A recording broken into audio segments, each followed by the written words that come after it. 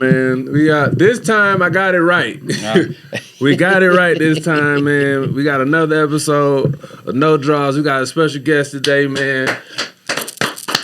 We got Marvin Hunter in the building. What's going on, my guy? This is crazy to even have him in here because to me, you one of the funniest niggas. I know that I'd be like, bro, this nigga makes me laugh every time I see him. I appreciate it, dog. Even from when I first started, kind of like, this nigga was hilarious. And I was like, I ain't know nobody. I was like, nigga, whoever this nigga is, every time I see him, I'm going to stop what I'm doing to go watch because this is going to be great. I appreciate it. You might offend somebody, but you might have somebody be shocked and then at the same time laugh. That's my favorite type of laugh. I'm about here trying to do something, bro. That's we doing it, man. Do something, son. We doing it, bro. We doing it out here, man. Glad to be here in the studio with Ruckus. Yeah, my man out here. He finna go to sleep in like 10. I give him 5 minutes. He gonna be snoring. He gonna be there. Going crazy. How you everything? I know you had surgery. You moving good? Yeah, man. It's getting better. I ain't 100%, but you know what I'm saying? Like I said, I wouldn't advise nobody to be fat and fall down some stairs, huh? Don't do it. Don't do it. If you can help it, don't do it. Don't do it, son. Yeah, nigga, the first thing is, goddamn, you can't grip drywall. Nigga, it look like Wolverine claws went through that motherfucker. Nigga, I done snatched everything out the wall trying to stop myself from hitting the goddamn ground. I snatched the whole bastard out the wall, nigga. But that train was a runaway. Oh, I know that was loud. Tore my whole quad from my kneecap. Oh, yeah, fun times, son. So they had to do in the surgery? Reattach that shit. I don't even want to know what that process is like. That sound like horrible. Yeah, that recovery is wild. Oh my god, nigga! Like I said, shit, that was a while ago. That's still ain't 100%. Man, yeah, man. The fact that you out here doing comedy is even crazier, man. Because I did comedy. I tore calf muscles. And I don't know if anybody knows, your calf muscle, you can't put no pressure on it. So you really got one leg, really. Mm-hmm. Man, I'm out here doing colleges. Oh, yeah. Nigga, when I shot my 30-minute special on Comedy Central, I was in the middle of a gout attack.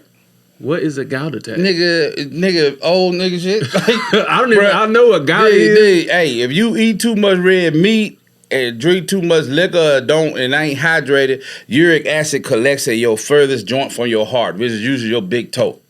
And that shit feel like a nigga got a nail at that ding, ding, during your ding. Special? Yes. Bruh, if you look at my Comedy Central special, you can't tell it. I'm in excruciating pain. Ooh. Like, when I'm on that stage, my pain level probably 7.5, 8. Oh, my God. And I couldn't limp. You ain't like taking no medicine or nothing? Well, yeah, I was taking medicine, but once you got you in this clutches, nigga, it take a minute for that shit to work its way out. So, nigga, I was fucked up, boy. Gout, hey, I wouldn't wish that on nobody. I remember when I was little, I seen a nigga with like, he had a regular shoe on the slide, and I used to think he was cool because he was walking smooth. Yeah, that was gout. Nah, think about it. When you and you got gout attacks real bad, the cover can't touch you. The cover can't. Nigga, you ain't want a fan blowing on your foot, bro. It's that painful. Like throbbing, swollen. Almost like a toothache? Like a toothache in your foot. Oh, hell no. Oh, that's crazy. But it's way where I had toothache. That gout. Oh, that sounds crazy. Worse, oh, my God. Worse, man. I don't know how you did it. It ain't no pump, man. Hey, man. You got to get through it. Yeah, you get through it. Is that the worst condition you ever been in on stage? Or you had like flu? Oh, yeah, gout. Okay. Yeah. I had a cold. It was like some stupid shit. But gout. Gout definitely sound like it's not one time, but this don't compare, but this still was bad. When I first started smoking cigars, I didn't know how to do it. So I'm halfway inhaling some of that shit. Oh, no. Did that shit before I got on stage. You were dry-mouthed it. Bruh, no, nigga, my head doing this shit like I'm drunk up there, nigga. I feel like I'm about to throw up. It was horrible, but that taught a nigga not to inhale that cigar smoke. See, I look at cigars and I'm like, I ain't grown enough for that because I know I'm going to inhale the smoke. Oh, you want to do them all? I know. I already know. It'll show you. It'd be rough to smoke a blunt. I mean, you inhale that cigar, you won't do that again, my boy. okay, we good. That's with a blunt. I can only imagine what a cigar is. Boy. I ain't never had no condition like that. I done had too much edibles on stage, and I thought I was ripping. Oh wow. We was not Peachtree, Edgewood. Mm. You know where BQ is? Yeah. You know how they have like random places you could do at like a lounge or something, man? Yeah. I'm on an edible. I'm hosting this show. The AC went out, so they got all box fans in there. I'm thinking I'm ripping. I'm on the edible. We take a break. My homeboy comes, hey, what the fuck are you doing? I'm like, what you mean? I'm out here having a ball, nigga. What you talking about? He's like, nigga, you are terrible right now. I'm like, what you talking about? I was like, you don't hear that roar? He's like, nigga, them the fans. I'm like, oh. You thought it was the audience. Man, I heard that. I was like, oh, I gotta not do edibles no more. Edibles is like, they too much. You know, like I saw, you know, so homeboys and shit, they call me and say, hey man, we about to go to the moon. You wanna go? I was like, nigga, no. As far as I'm willing to go is a couple feet above the couch. I can't get no higher than that. Nah, I ain't trying to go. What I'm trying to do? Why we going up there? Trying to convince, they trying to forget something. That's what it is. Bruh, you take me to the moon, like, bro, I gotta be on vacation to go to the moon. I gotta not have nothing to do after we go to the moon. Right. Nigga, I got scared, nigga. It's like when I was high, last time I was high, I got scared, nigga, 'cause I couldn't get out the chair. Oh, yeah, you was gone. I couldn't get out the chair. I'm completely conscious. You just can't get out the chair. You just there. My brain telling my legs and my arms to lift me out the chair. Ain't nothing cooperating, nigga. Oh, ain't nothing talking to each other, scary. Man. The whole mainframe, the computer is down. Oh, no, that's scary. I ain't gonna lie to you. Yeah, nigga. That is too scary. I was stuck in that chair. I was like, yeah, I can't do this. The last time I did that and was stuck, I sat at my daddy's house and went to sleep. That's how I had to go somewhere where it was adult supervision as a grown man. I was like, Pops, I'm done. I'm out of here. Just leave me here. I thought I was gonna go to the ER. But that's why, like, bro, when you get older, man, like that's why I don't even like to get drunk. I can't even tell you that I drink, but I don't know when the last time I've been super drunk because I got to be in control, man. And there's something on there. Live, contemporary, set restricted. What the fuck? Because we probably said something. Oh, shit. You might have to hit OK or something, and that'll probably go right back. All right. You going to edit that out? No, we going to keep this shit in. People, because they're real. Yeah. You can edit people. This is why it's called no draw stuff. People be walking in here sometime and whatever. Oh, we cussing. That's what it is. They be cussing on. Oh, you might have to hit the age restriction on your settings. That might be. I don't even know how to do that. No, I'm out of it now. Yeah. I think I'm out of it. No, I'm not out of it. That's funny.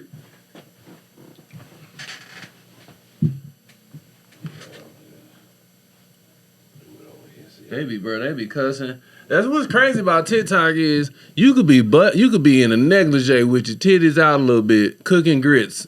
Is it easy to take the restriction off? I think you just gonna go to settings and type in like audience. You got to scroll and say audience control, and then it should be something on there.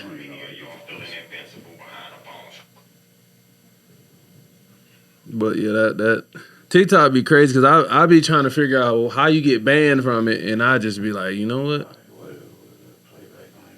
It should say like audience control, like when you posting it. Audience controls. And it's like over 18, it should be like a little button. Yeah, it said, okay, so limit your profile. To 18 or older, boom. And then it should, hopefully, it allows you to say whatever you want to. Because TikTok be gay sometimes. Yeah, nigga. Not sometimes, all the time. Goddamn time.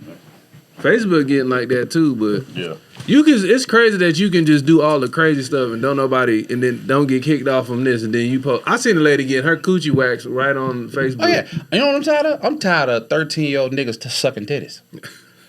I'm tired of teenagers sucking their mama titties in the goddamn grocery store.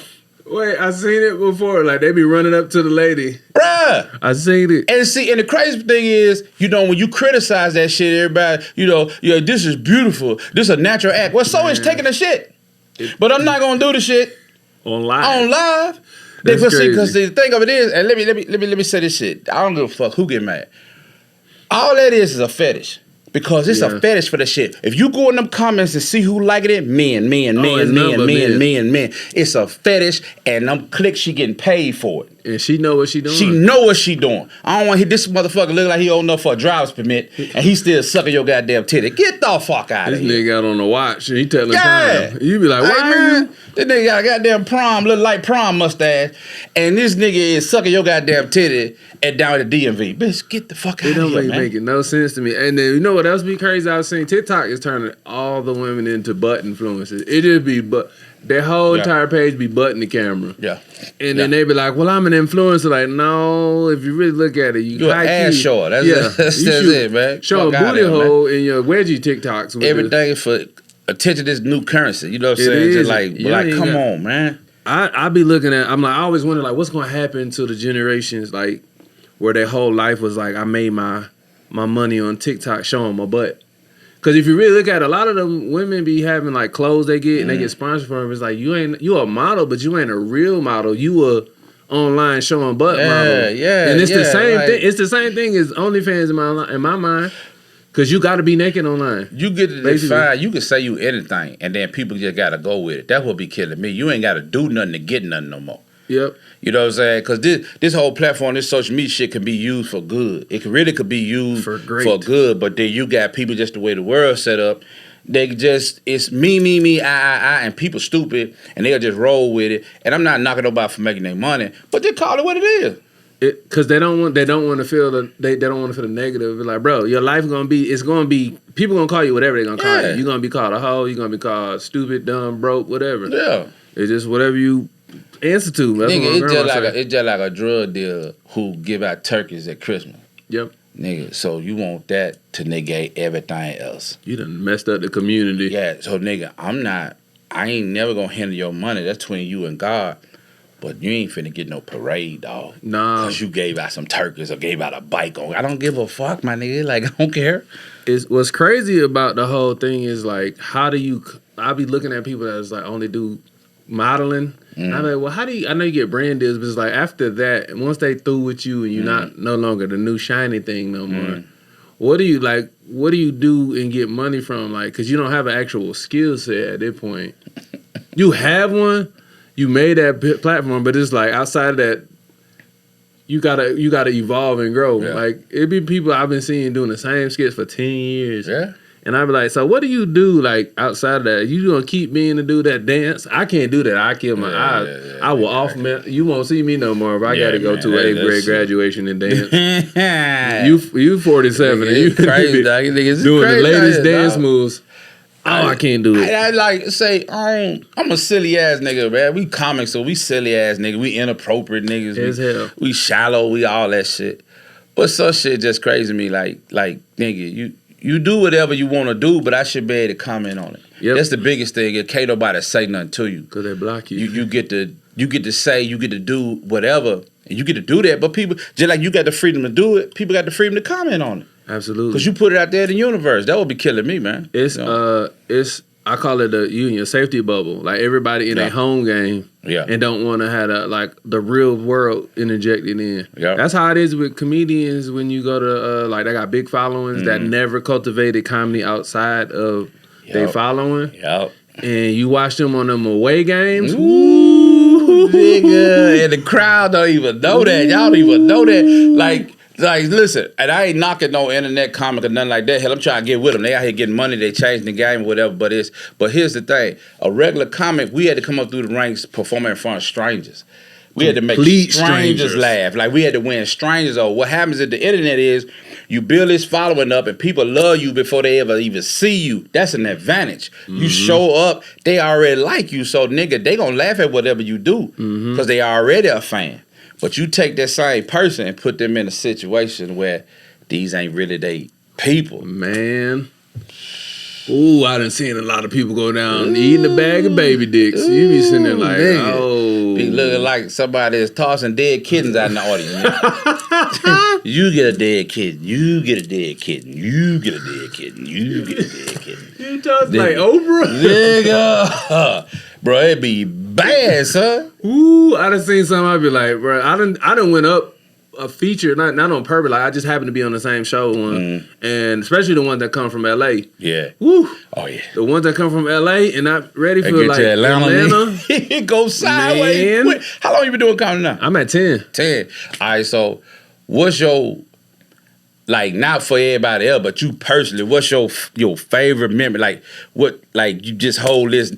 You know, top 5 of your greatest shit that happened to you, made you, you know what I'm saying, since you've been doing comedy. Top, I'm trying to think. Because as long as I've been doing this shit, nigga, my favorite one happened this year. So, I will tell you what this shit. I'm trying to see top one. I want to say it wasn't top, but I could see that they understood that, the nigga ain't new. Mm-hmm. When I did Kev on stage, so I did the new, not the, you know how y'all, did you do the one during the pandemic? Oh, it was after. I did the one after yeah, when they've yeah. been doing that. I don't, is it Flappers?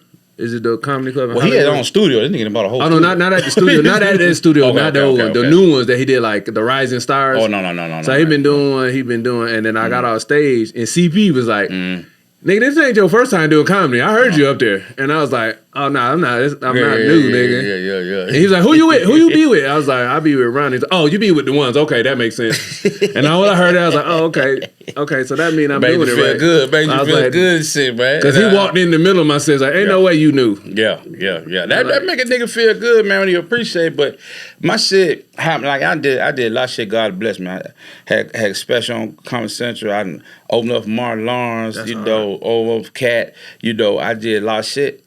But nigga, I ain't never aspired to be no comic. Like never. It never crossed my mind ever in life. I always was fun and I always made people laugh, but I'm from a small town. Nigga don't push you to aspire to do nothing like that. So that was always something I see on the TV. I could never do that. So it just found me.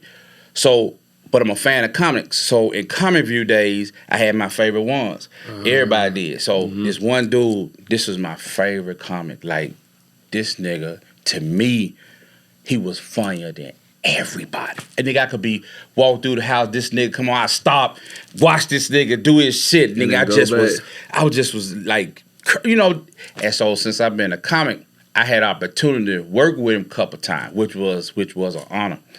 But like the last time I worked with him, the nigga, it wasn't me, they put him in front of me. Oh. And the nigga felt the way. He felt the way. Yep, he didn't that'll do it. He didn't like come at me, but he went up there and tried to burn me. And as comics, we know what that I can tell when you trying to burn me. And nigga, he couldn't do it. That's crazy. That's how it be. When I tell you I'm here when I got off the fucking stage, because he didn't even know. He don't even understand the significance. I ain't never told him about how I felt about him or nothing like that. And nigga, bro, I had goosebumps. I had goosebumps, bro. Nigga, he couldn't do it. I got another gear too, nigga. So you know what I'm saying? That other gear, when you've been training in Atlanta, is different. And then, so when I got off, I was like, I said, maybe I'm tripping. And so I pulled another comic from here to the side. I said, man, hey man, just be honest with you. Did that nigga just try to burn me? He was like, yup. He tried. I like, thank you. I like, man, but that nigga couldn't do it, nigga. I was on cloud 9, bro. That's a great feeling because like we don't be knowing we be training on ankle weights in Atlanta, bro. Yeah. Like we really be like we can go anywhere and be funny at any time. It don't matter if it's any crowd. I guarantee any crowd. I don't even want to give it a crowd like because I just know like we comics we really be having to make people laugh. Yeah. And these people in Atlanta spoiled and bougie. Yeah. And they won't laugh at a free show. Yeah. So imagine when people paying and we've been training with ankle weights. Oh my God, it's like murder a little bit. Yeah. And if anybody listening, he listening, he know what I'm talking about. I'm not trying to say the nigga ass, because I still think he one of the best I ever seen, like real shit. And I, because I ain't got no ego like that. I truly do believe nigga probably a little bit better than me, but nigga, you ain't finna, you can't murk me. Oh no. No, hell no. You can't do that, nigga. I've been doing this shit too long. Nah, nigga, you can't, ain't no fucking way. You know what to do and what to say. It's go crazy. You ain't finna do that. You ain't finna do that. So that was like, Don't be the good feelings. Yeah, I called my wife out of that shit. Baby, let me tell you. Guess what fucking just happened? Nigga. For real, bro.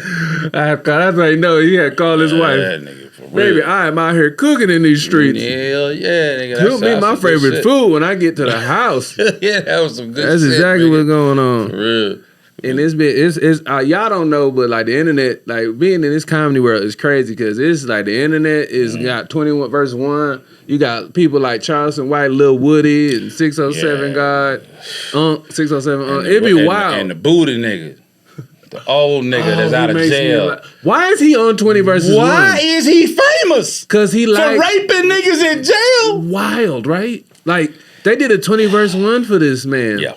And I'm like, he was raping people in jail, and he was telling, and it's documented. He had a show. Yeah, it's a sign of time of where we at, bro.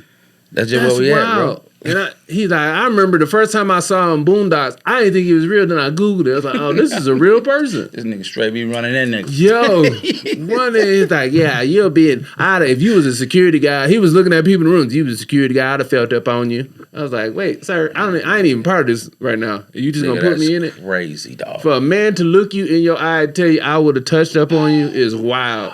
Dog.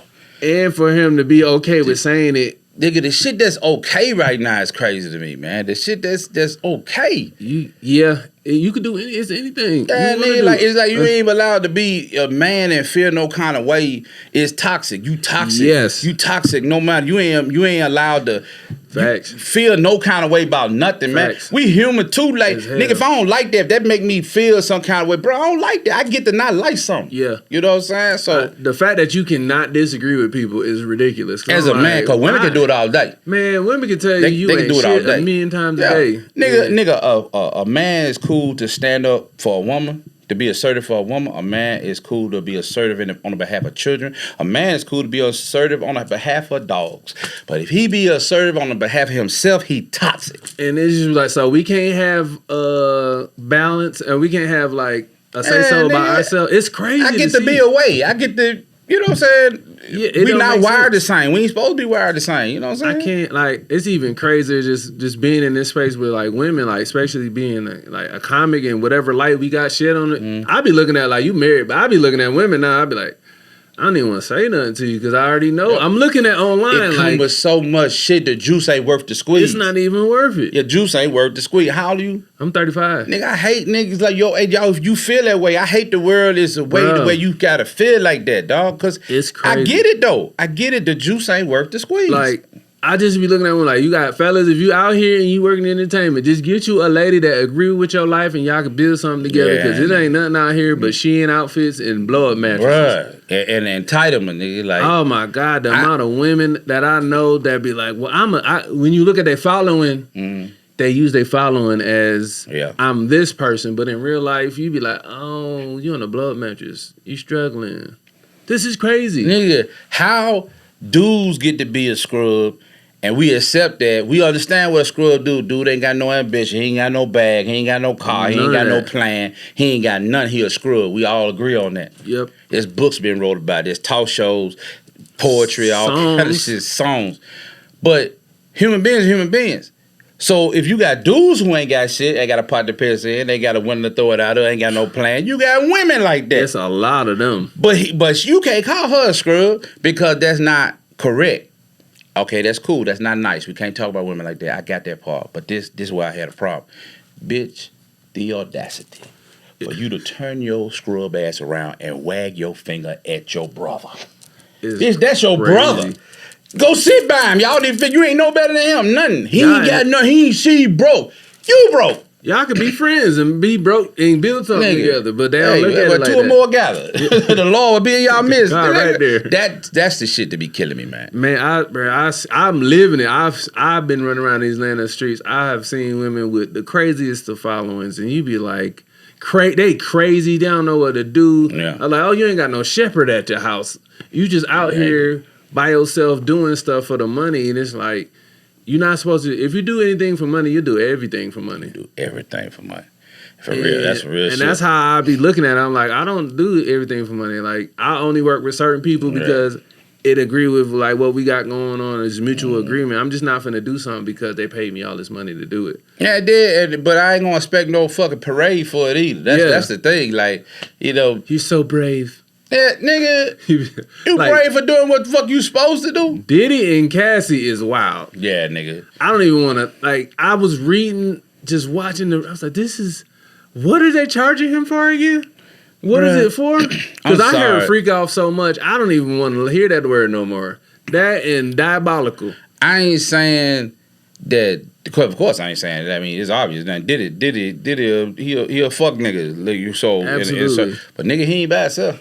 Oh, it's a lot of them. Nigga, hey, you know, I'm just saying, hey, I don't think Cass is no victim. I like that, like how people try to portray. Yeah. Cause nigga, the only problem that seemed to me is he was beating her. Yep. So if he wouldn't have been putting his hands on, they'd still been doing what they were doing. Still been doing the same thing, just you 10 years in. You the one go get the motherfuckers and shit. That's what made me be like, you stayed around for 10 years? Like 10 years.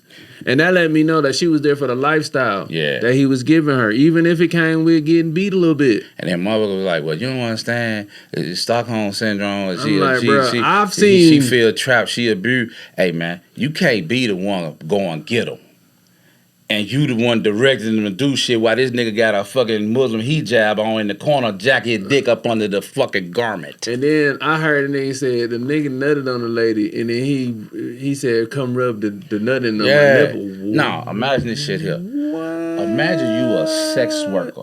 You with a heart of gold. You a regular person just out here. This your job. You a sex worker. What? So you get the calls. You got a job. You just go into your job. You go to fuck. That's what you do. Nigga, you get there as dumb niggas. And you already heard the stirs. Nigga, I mean to call back the headquarters. Hey, Bob. I can't do it. Nigga, do you know where you sent me? Nah, this Diddy them, son. I can't do this. I can't even get it up. Nigga, it's a giraffe and a fly swatter in the corner. What we doing with that? What that supposed to do? Giraffe and a fly. Yeah, this nigga all kind of paraphernalia, y'all kind of like accessories. Like what the fuck? Pickle juice in there. Nigga, it's a speaking spell over there. What is we doing, son? Speaking spell. What is we doing? They got iPad set up and everything. Nigga, bruh. You playing butt naked Twister with giraffes and zebras? Nigga, hey, we all want to be famous in this thing. I don't want to be that famous. I don't want to be that famous. I don't want to be that rich. You know what I've learned from what I've been seeing is it's a level of fame you get where every woman that you see, everybody tell you yes. Yes. And that's the level of fame where you gotta be able to say, nah, I don't need to be doing this. Like inside your internal compass gotta turn on. Like, yeah, this is too much. I can't. Yeah, how you fuck so much coochie to where coochie don't even interest you no more. Now you trying other stuff. Trying other shit, dog. You want to stick your dick all up in a fucking man. goddamn parrot mouth or some shit. Yeah. You just doing everything. You got midgets with flashlights and shit, nigga. You know, everybody got on jellies. Like, every niggas is like... You call the Farnsworth Bentley like, hey, bro, go get me some alpaca. I heard that alpaca coochie. How you get that? I don't want to know that. Bro, I think it's just you get so much of it, you get bored. That's one thing I've known. And ain't nobody gonna tell you no. Yeah, and then so you be like, well, if I can do this with the women, I wonder if I can get away with it with the men. Yeah. And this is the number that your body be like, once you reach this number of coochies hit, you gonna start trying to dabble in the transgenders and non-binaries and ladies with titties at the top and dick at the bottom. Hey, it's a comedian. Both of us know. Wise man told me. He said, L.A. He said, man, whatever your vice is, it got it for you. Yeah, in abundance. And it's going to be presented to you on a platter. Whatever your vice is as a human being. You know what I'm saying? That's crazy. And I don't need that advice in my life. I'm cool with not having advice. I'll go to L.A. I always see people talk about, like, I'm going to L.A. It's way bigger dreams. I'm like, but why why is everybody leaving L.A.? Yeah. Tell me that. I like people that are leaving L.A., tell me why y'all leaving. Because something might not be right there. Because if y'all all talking about this the land of milk and honey, but y'all all leaving and coming to Georgia and Atlanta and Texas, you know what's going on? I ain't like never been around. Like I've been doing this long enough to where I be close to the nigga who was close to the nigga who was close to the nigga. I know exactly what you said. I hear things. You know, and like I don't tell people like that whole like Illuminati, like there's an initiation. I don't think it's that. It's just grooming. Yeah. Because what'll happen is a nigga will do this in front of you. He gauging your reaction. You ain't know you being gauged. Yeah, to see if you cool enough to stay around. A little bit later, nigga do that. He gauge your reaction again. You don't even fucking know what's happening in this shit, but you happen to be in the proximity of this shit and it's benefiting you. The next time the nigga do that, and then he offered to still you here. next. And you in your mind, you thinking yourself, wait, man, that's still, man, I don't get down there. Then this time, a dick in your mouth. And then now what you gonna do? Cause them other times you done been there now. You was there, you seen it. Yeah, you done been there. Now you cool. Now you gonna destroy everything. You gonna eat that dick. You gonna eat that dick because you didn't stop them when they got there. Cause you was okay with him fondling you. Cause if you would have said, "Hey man, I don't do that," if you'd have did that there, it would have never got there. And he would have probably kicked you off whatever y'all was doing. He'd be like, nah. Yeah, maybe so, or maybe he just knew not to try you. Yeah, he just knew. Some people know not to try you. Yeah, I know. I got a don't try me face. Yeah, people be like, so you don't got guns everywhere? Like, nah, God is my gun. What are we talking about? Like, I don't need no guns because you that's an energy that you don't want to be around you. Not saying per se people with guns are bad. It's just saying like if you going around looking for it, you gonna find it. Yeah, and I'm just not like that. It's energy. I believe in energy. I really do, man. I was talking to a nigga. I don't name drop, but this nigga been in movies. He comedian, but he been in movies, and the nigga award winning movies. He on. And I'm sitting there talking to the motherfucker. We at the patio, sitting at the bar, just me and him talking. And the subject came up, and I said, "Man, you out there, Law? You ever see that shit?" He said, "Man, straight up and down, I know it be happening, but nigga, ain't nobody never came at me." Cause I got that energy, like I ain't going. Yep. So and I'm a buck. I'm gonna cause a problem. So it's just they don't even do it. Like they'll tell you, I'm sure people like, hey, bro, if you ain't really about it, like you might want to leave. Like I've seen even in Atlanta's, I've seen like it's an after party. Like, I'm not going to that. Yeah. I'm not finna be in there trying to. Oh hell yeah, bro. That's too much for me right now. Like, I don't need that type of stuff. I don't want to be around that shit when I see the midgets coming in with the Popeyes outfits on. Nigga, I know I ain't what I'm doing here.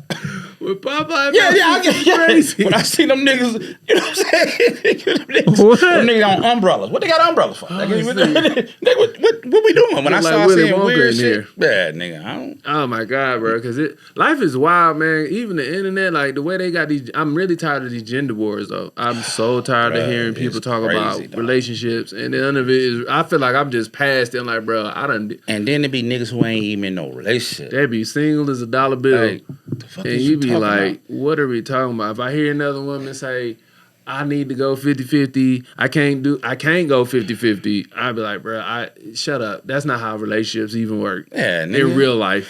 I'm the dude. I want the ball. I'm running the ball. Mm-hmm. But nigga, if I fumble, I need to know you there to pick it up. Exactly. That's all we need. And nigga, if you ain't that, get the fuck out of my face, bro. I don't give a fuck about none of that shit you talking about. That's all we need. And then I be around like, cause you married, so I be around all these things.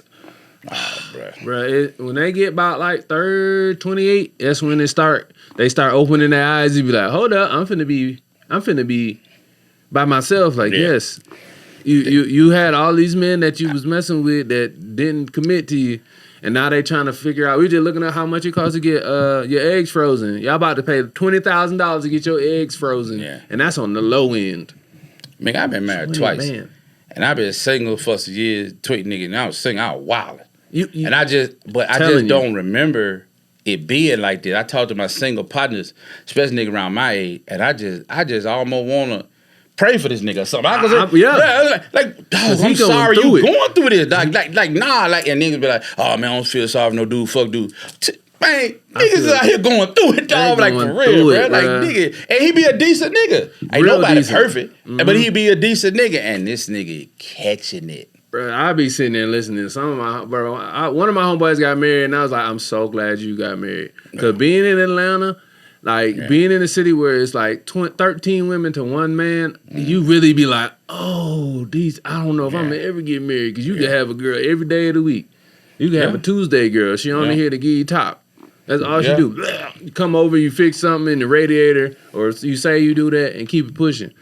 And then you got another girl that you like. It's crazy, and they crazy, all thinking they're like, "Well, this is the." Especially if we do what we do, they see social media numbers. Yeah, I seen women look at not give me the time of day, and then we like, "Hey, let's exchange Instagrams." I go pee, come back. Mm-hmm. She's like, "Oh, so you funny?" I'm like, "Oh, you saw them numbers. Mm-hmm. You saw them numbers, and now I'm not here for it. Now I just be looking at women like I'd rather have a woman that don't know nothing about social media." And just be like, we vibe off that. Where you gonna find that at?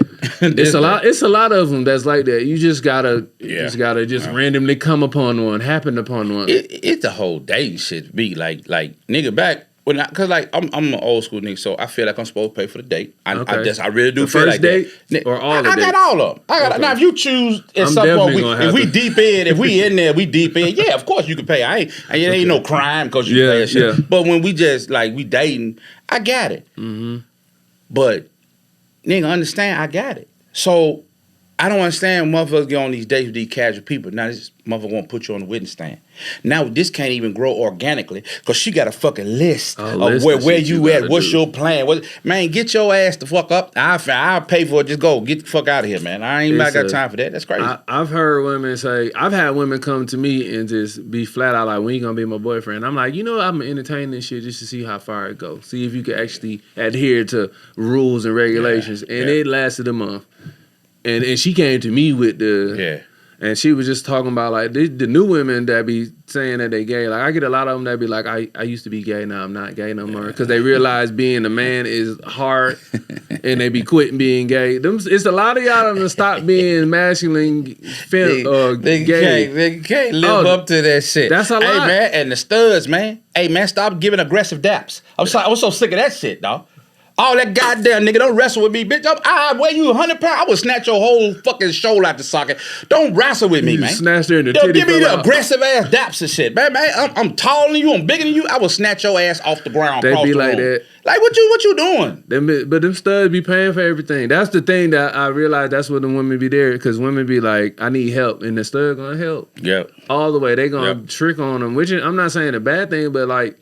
That's why they be hurt when they really be leaving. But you know what? I'm gonna tell you, because they done spent all they last on this girl and her. They say it ain't tricking if you got it. Nigga, tricking is tricking. It is definitely tricking. I don't give a damn. You get mad, y'all get mad. You say that fuck. Nigga, tricking is tricking. I ain't tell you done to do it. It's your money. You do what you want to, but tricking is tricking. I don't even know what tricking is. Like I've been regular so long. I be like, what? So what you mean tricking? Like, am I flying somebody out? Like I've had women fly themselves out. Nigga. And I get the Airbnb. Is that tricking? Call me an old nigga or whatever, bro. If I don't know you, if we ain't in no relationship, I ain't flying your funky ass nowhere. Oh no, I ain't never flew. I ain't never flew a woman out. Nowhere. It don't make sense. Who is you that I would do that for? If you in town, we can have a great time. Yeah, I might send an Uber for you. Yeah. I ain't even did that. Nigga, that's it. Yeah, that's crazy, man. The game is so crazy. Yeah, you could do that like now, because they just, I don't know, maybe it's because we in a different light, and I also like do this for a living. They be like looking at you and all like, I can't believe you here type of activity. And I understand like, oh, this is what I do for a living. So you think that I'm doing and I'm with these people because you gotta post it. If you don't post it, people don't think it's real. Yeah. So you see me with, I guess you want to say a quote unquote celebrity. These are just this literally just people I'm with all the time, because it's also Atlanta and it's entertainment.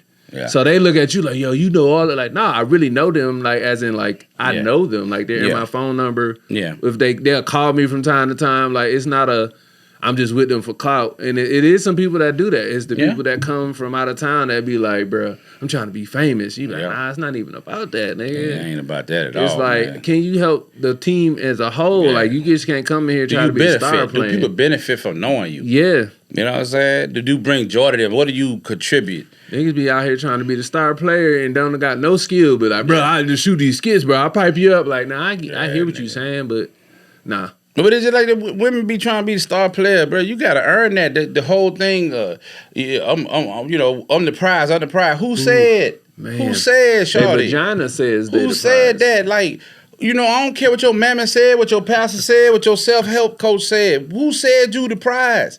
Like that's crazy. Oh, that's a lot of things too. Y'all gotta stop going to fake therapy. Like therapy. These self-help coaches. Therapy ain't. It's here for a reason, but don't use that as your personality. Yeah. Like y'all saying, like, I went to therapy for this. Like, but yeah, that's cool, but you still exhibiting the signs of you not going to therapy. Exactly. So what are you doing in therapy? You're not even applying it to your life. And I can't even talk to them. Like, when I hear a woman say, like, I was going to therapy, like, how long you was going? Like, I'm still going. Like, still? You ain't graduate? Nigga.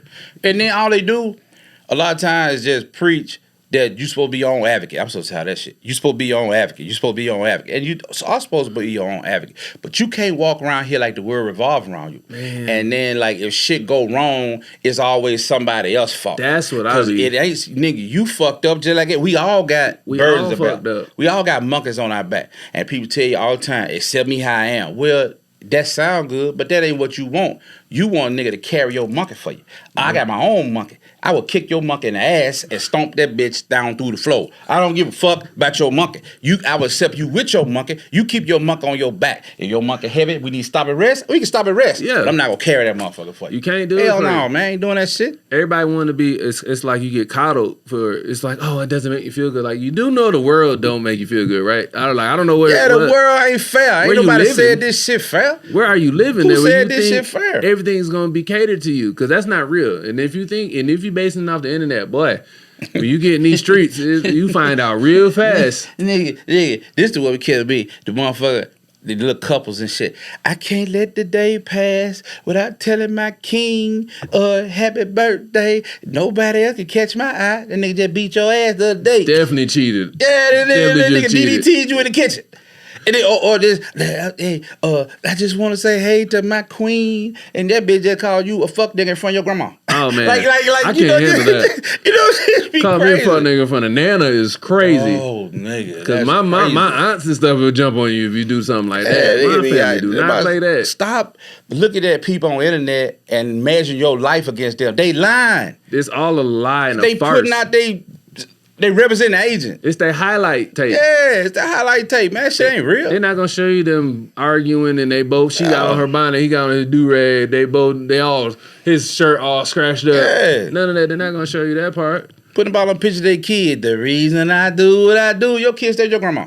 Your kid don't even stay with you. There's so many women I've touched that I fuck with that be leaving their kids with their grandma. I done had girls, I'll be like, I'll mess with you, then they be like, I got a kid, it's in Texas. I'm like, what you doing here? I was with my mama. I'm like, what do you mean? You're a terrible mother. Hey, everybody, but hey, man, we just got a society of narcissists, and then the big thing is gender reveal. Nigga, fuck a gender reveal. That's the stupid shit ever. That's just another pomp and circumstance. It's another dog and pony show to uplift, to shine a light upon. Like that's all the fuck it is, man. That's the goofy shit. Nobody care. No, nobody does. You like, so we meeting baby shower meatballs again. That's really what's happening. Nigga, and then now they That's got the thing is at gender reveal, it's a psych. It like they'll get there and do it and say, we gonna wait. It gonna be a surprise. So you mean tell me, nigga, I done washed my ass. I done went and got draped in my Sunday go to meeting fabrics. I then got donned in the freshest of fragrances. I done got in my vehicle, and you know you gotta bring something. Now I gotta stop by the store and get something to come over here for you to say psych, bitch. I will slap all that shit off the table. We done had to get grandma out the home, get her wig right, and she about to die next week. And you fucking with me and fuck my whole sad off, man. Yeah, you mad a little bit. And you like, you know what? We might as well go ahead and get drunk here because y'all out here ridiculous. People out here crazy, dog. I can't do that. Like I ain't been to a gender reveal. I've been to a lot of baby showers, and I get it. Nigga, if you ever see me at a gender reveal, beat my ass. Nigga, I ain't supposed to be there. I can imagine your face at the gender reveal, just at the table. I don't give a fuck if you have a goddamn water parrot, bitch. I don't give a fuck what the baby is. That shit do me. That's between you and the Lord. I don't care nothing about that shit.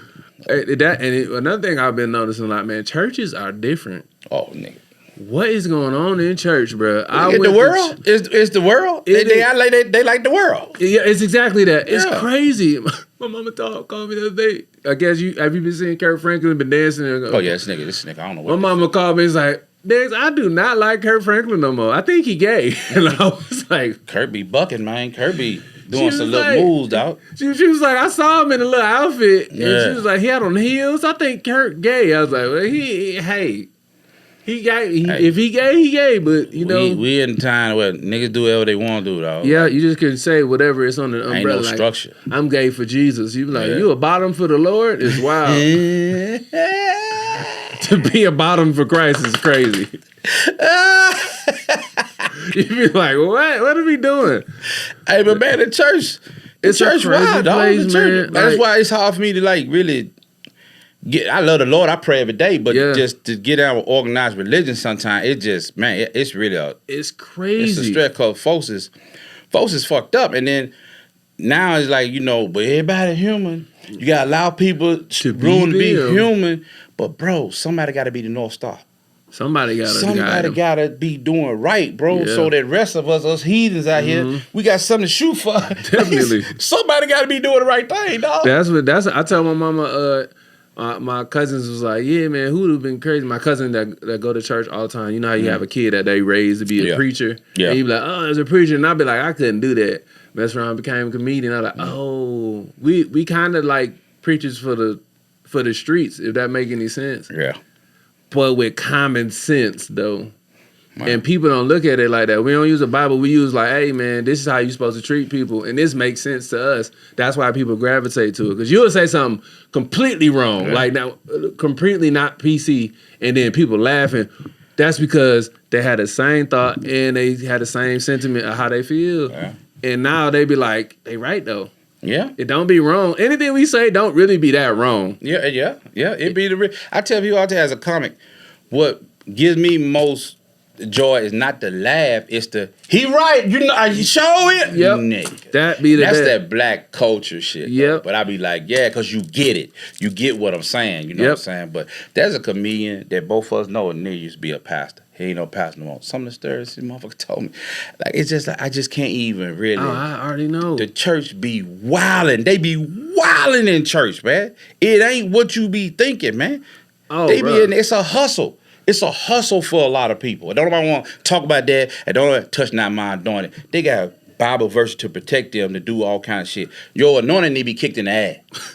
Cause fuck that, cause he ain't anointed. Your anointing expired. Yeah, nigga bullshit. Niggas be out here wilding, man. If you go to Catholicism is even worse because you could have a pedophile in the church and they just don't go to jail. They be like, ship him to Wisconsin. Yeah, these niggas. Idaho. These niggas is jiggling dicks everywhere, bro. I went to Catholic school and it was a father that always had one of the altar boys with him, and everybody in the school was like, he is wearing that boy out. God, wearing that young man out. That's crazy, man. That you could sit there and you could tell because his temperament was like a docile, like I was like, ooh, no, bro, he kissing him in the mouth hard. Nigga, nigga. And in my mind, he could have a whole attitude like, not today, like in a relationship, like, oh God, you told this nigga no, not today. I'm sore still. Oh no, bro. I know a dude. He a barber, and his partner.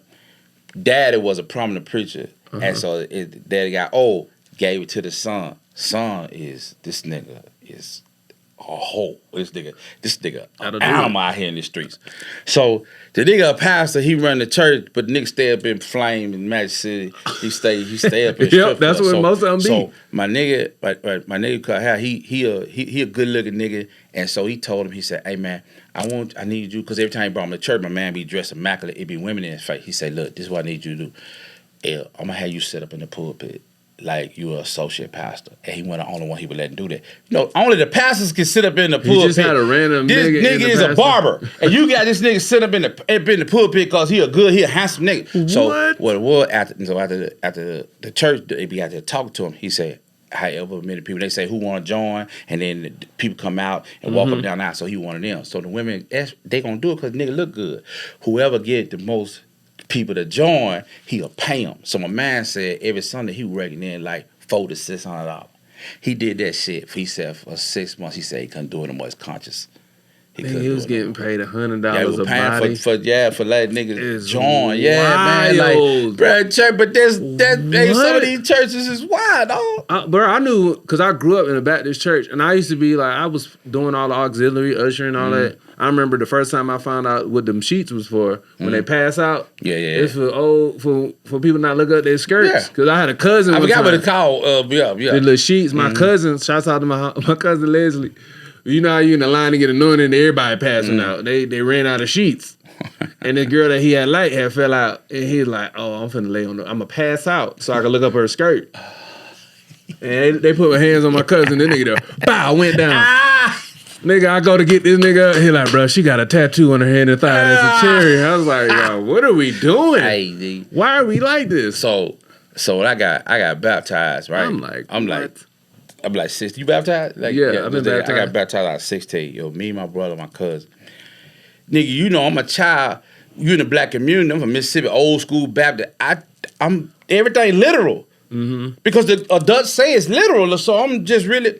So they have revival week when you getting baptized shit. So we all sitting on the thing, and they call the moaning bench, and they just pray over you, and then you feel the Holy Ghost, and you supposed to get up and let everybody know I won't be baptized. Nigga, we children. I'm thinking literal. So I'm sitting there.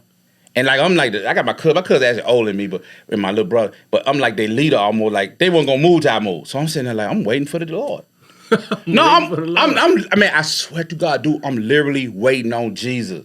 I got all these people praying over me, the whole church. They praying over us three, and they going. My head down. I'm waiting. I'm like, man, where the Lord at? I'm like, the Lord late. Like somebody. That's happened to me before. Tell the Lord. I'm like, okay, well, I don't feel nothing. I'm thinking I'm supposed to feel something. And to fire. And I'm supposed to get up and shit. I don't feel shit. I'm like, man, what the fuck going on? So, nigga, I start cracking the eye. And my eye will close. So I look over there at the bench because every day revival week. Every day some people join. They get ready. Some other kids. So my nigga them over there, they over there laughing. Fuck, these niggas is laughing. So then I'm just sitting there, niggas is like, and they going for a long time, and I'm not moving because I don't feel Jesus. So I'm sitting there, and then I kind of peep up, look into the pulpit, and one of the pastors caught my eye. That nigga said, "Oh," and I was like, "Oh, this a show." Oh, okay. Then we stood up, the crowd went crazy and shit like that. I was like, "Oh yeah, that dust full of shit." That's when you know, the dust is full of shit, my nigga. Like for real. That's how you know that. Like once you see the show and you can't unsee the show, you kind of look at church differently. You be like, oh, it's a show. It's just like going to the comedy show. It's just like going to a concert. Ain't no nothing. I'm not saying church ain't real. I'm just saying it be some shenanigans going on in church. Oh, it just definitely like be shenanigans. In the world, and don't nobody call them on it. That's my it definitely my beef. Shenanigans. Now there was a lady that had arthritis in her fingers, and every time she caught the spirit, she was just like the whole time in front of church. I can't be around that dog. Middle finger, bro. Nigga, I'm a laugher, nigga. Oh, nigga, what? Church. I'm a laugher. Bro. I had one time we had this special needs dude that he was autistic, and he like rocked back and forth on his chair, and he could make some sentences. He had one of them autistic fits of rages. You in the back, we holding hand, we praying in the front. Hey, that's all you hear in the back. My mama like, do not turn around. I'm like, me and my brothers looking at each other like, yo, you heard that? And I heard it too. Then you hear it coming through so it's coming our way. God, you just hear, Quentin. They calling their name. I'm like, oh, it's the slow dude. Man, they trying to, apparently something got him mad and he running through the church. He headbutted the window. His mom and dad is trying to catch him before he gets to the front. So then you hear the scuffling, nigga getting out. You know how you ever see somebody get scuffled and they doing all of this, they getting up out of it. They spin. It looked like an offensive line drill. This nigga's like get swim moving. This nigga swim moving the hell out of his mama. This nigga to the front of the church, bro. I kid you not. Get to the front of the church. His mama went to grab him. He slipped it and was like, hit him with 2 pieces in front of everybody. Nigga, the deacons ain't even get up to help. They're like, nah, I'm good. I'm not gonna get, bro. I was like, yo, he just hit his mama twice. Kept it pushing like we ain't seen it happen. And then they got off to the side, they put him outside, and I was like, damn, the deacons ain't shit. They ain't even help. Nigga. But I can't front him because that nigga hit his mom twice hard in the mouth. Bro, it's comics, man. You can't put us in a situation to be mature, man. We ain't mature, man. We ain't. And nigga, so last year, Veterans Day, I do a Veterans Day service, and it was the church was sponsored, so no cussing.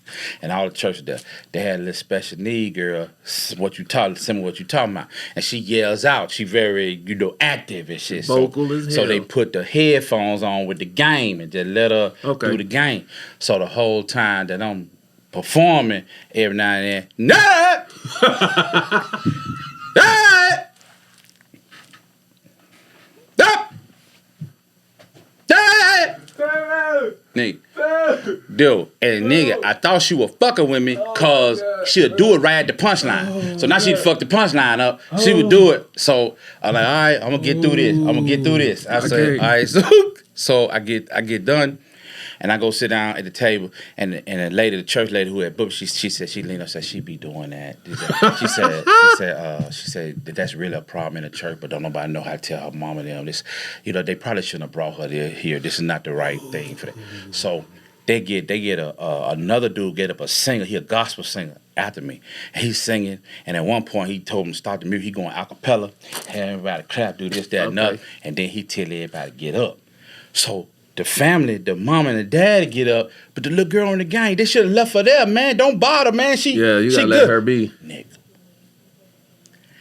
She grabbed her arm and picked her up. The little girl kind of just spazzed and thought, I don't know what she thought. She thought that everybody beat her through it nigga, how come she stormed the stage, man? She ran to the stage, man, and the mama tried to grab her. She was bigger than mama. How come she dragged her mama on the ground? Oh, in front of everybody? In front of everybody! Oh, I lost it. You gonna have to get me about the floor. Nigga, I just turned. I found a spot on the wall. I just stared at it. That's all you can do. I can't pay no attention to that. This is too much. I'm too much a child. I'm a child. I'm burdened with the spirit of childishness. I'm burdened. That's one thing I do know we share. I'm like, I do not want to be like this, but it's just like this. It's the way Lord baby donkey. Man, that happened to me. Man, I got a special need. I be talking about her on stage. Man, we had to go see her the other day. My mama was in town, and we all in the slow folk home. Everybody old in wheelchair. Got Ruckus with me. I'm not thinking they ain't never seen it. It's been a while since I seen a dog. Oh, shit. Nigga come up to me in the wheelchair. Let me do your doggy. I'm like, nigga, what? Like, I'm in the room, mind you. The nigga tapped me with the hand. It wasn't a regular hand. It was the hand that was the hand. He's like, hey, man, we just talking, man. We just talking. It really happened. And nigga like, let me see your doggy. And then they was like, then one came. I'm letting them pet. Then like 4 more in wheelchairs roll up. So I'm sitting there. Like giving them time, like you got a couple more pets, then I gotta let somebody else pet them, cause you hogging all the pets. And the nurses is like, yeah, you gotta take that dog up out of here, cause you cause a commotion in here, cause they don't see dogs like that. Oh my god! And I was like, I ain't never thought about this. I'm like, damn, y'all, like, don't nobody come see y'all? Like, what's going on? Man, I can't, bro. I'm not mature like that, man. And my aunt be cussing at everybody, and she slow. So it'd be like, nigga, we had one time, bro. My aunt be saying curse words all the time. She don't. That's how you know she healthy. Yeah. She just be like, bitch hoe. Like she just be saying stuff. So one day she got some new medication that made her talk all the time. We had a funeral. My cousin getting buried. My uncle up there giving the eulogy. She keep fuck that bitch. Nigga, we sitting there. My uncle. My uncle, who was her brother. I gotta leave. This nigga get up with his belt. All right, now. Don't make me take this belt off. Nigga, we in the funeral. Out loud. In front of everybody. I'm like, nigga, why is my family like this, bro? Nigga, I went to a wedding here. Oh, that's and the dude, his family kind of hood. I'm with them. I'm on that side of the family with the hood people. You know, we all grew up together, same place. His wife, like uppity, like she really from a nice family. They like, upper crust type of really proper people. Got a lawn service. Nigga. So we in the reception. And you can see it split by party lines. Like, cause he know better. This is family, he loves his family, but he know he got the bad ones in the back. The worst ones in the back. Yep. I end up being in the back. Not because cause he didn't know I was there, but I just end up being, I know him and I just sit back there. So, but I'm sitting at the table, half of the table is them big old round table, like seat like 8. Half the table is her people too. So the table over here in the far back, they're the worst niggas. Oh, and they drunk. And the bar right there. And so, this one of them, these niggas got money. This at a country club. They got all this shit going on. And my man a Kappa. And he went to Morehouse, and all his Kappa brothers is around him singing the Morehouse song or whatever they be doing, doing their Kappa shit. The cousin pissed because the DJ didn't stop. She said, "Don't nobody want to hear this shit? Put the music back on, nigga." I lost it. Nigga, I'm at the table. And I'm trying, I'm laughing, but the lady over there, some of the ladies on the wife's side, They pissed because she keep yelling out, saying shit, and it's grown men, it's older men now. I'm talking about there's a couple men in their 70s and shit. Those are the elders of his side of the family. And she over there saying shit, and the oldest person at the table, I know him. He's in the 70s, nigga ain't no joke though. Nigga ain't never been no joke. This his niece doing. He kept turning around. Hey man, chill out, stop. Calm down, stop. They going on. She'll say some more shit. Hey man, hey, now listen, hey, why don't you stop that shit? Stop. And so we sit at the table, and my wife sitting here, and the lady she said, I'm really disappointed with those men over there. Why they not stopping her? I said, ma'am, the man in the other in the white hat, he told her twice, what you don't want is for him to get mad. Nigga, as soon as I say, I turn around, and my man dove across the table, say, bitch, didn't I tell you? Grabbed her by her throat. The whole table, all the shit spilled on the fucking floor. Nigga, I done broke my wife's arm. Nigga, that was the funniest shit I ever seen in my life, dog. See a 70-year-old Ray Lewis spirited mother, and that's his niece. And he say, bitch, didn't I tell you? 70-year-old Ray Lewis spirit is bro, that was crazy, man. That was the funniest shit I was saying. Peak masculinity right there. Oh my God, he was not playing, and he grabbed and let her go, and the table and the shit, the plate fell off, and everybody kind of looked up. My man, who the wedding, he ain't look over there because he already knew. He was preparing for something to happen. Oh, because he know his family. He said, if I give it energy, it gonna get worse. Yeah, you gotta just ignore it. You gotta ignore shit like that. You be like, it's happening, but don't look over there.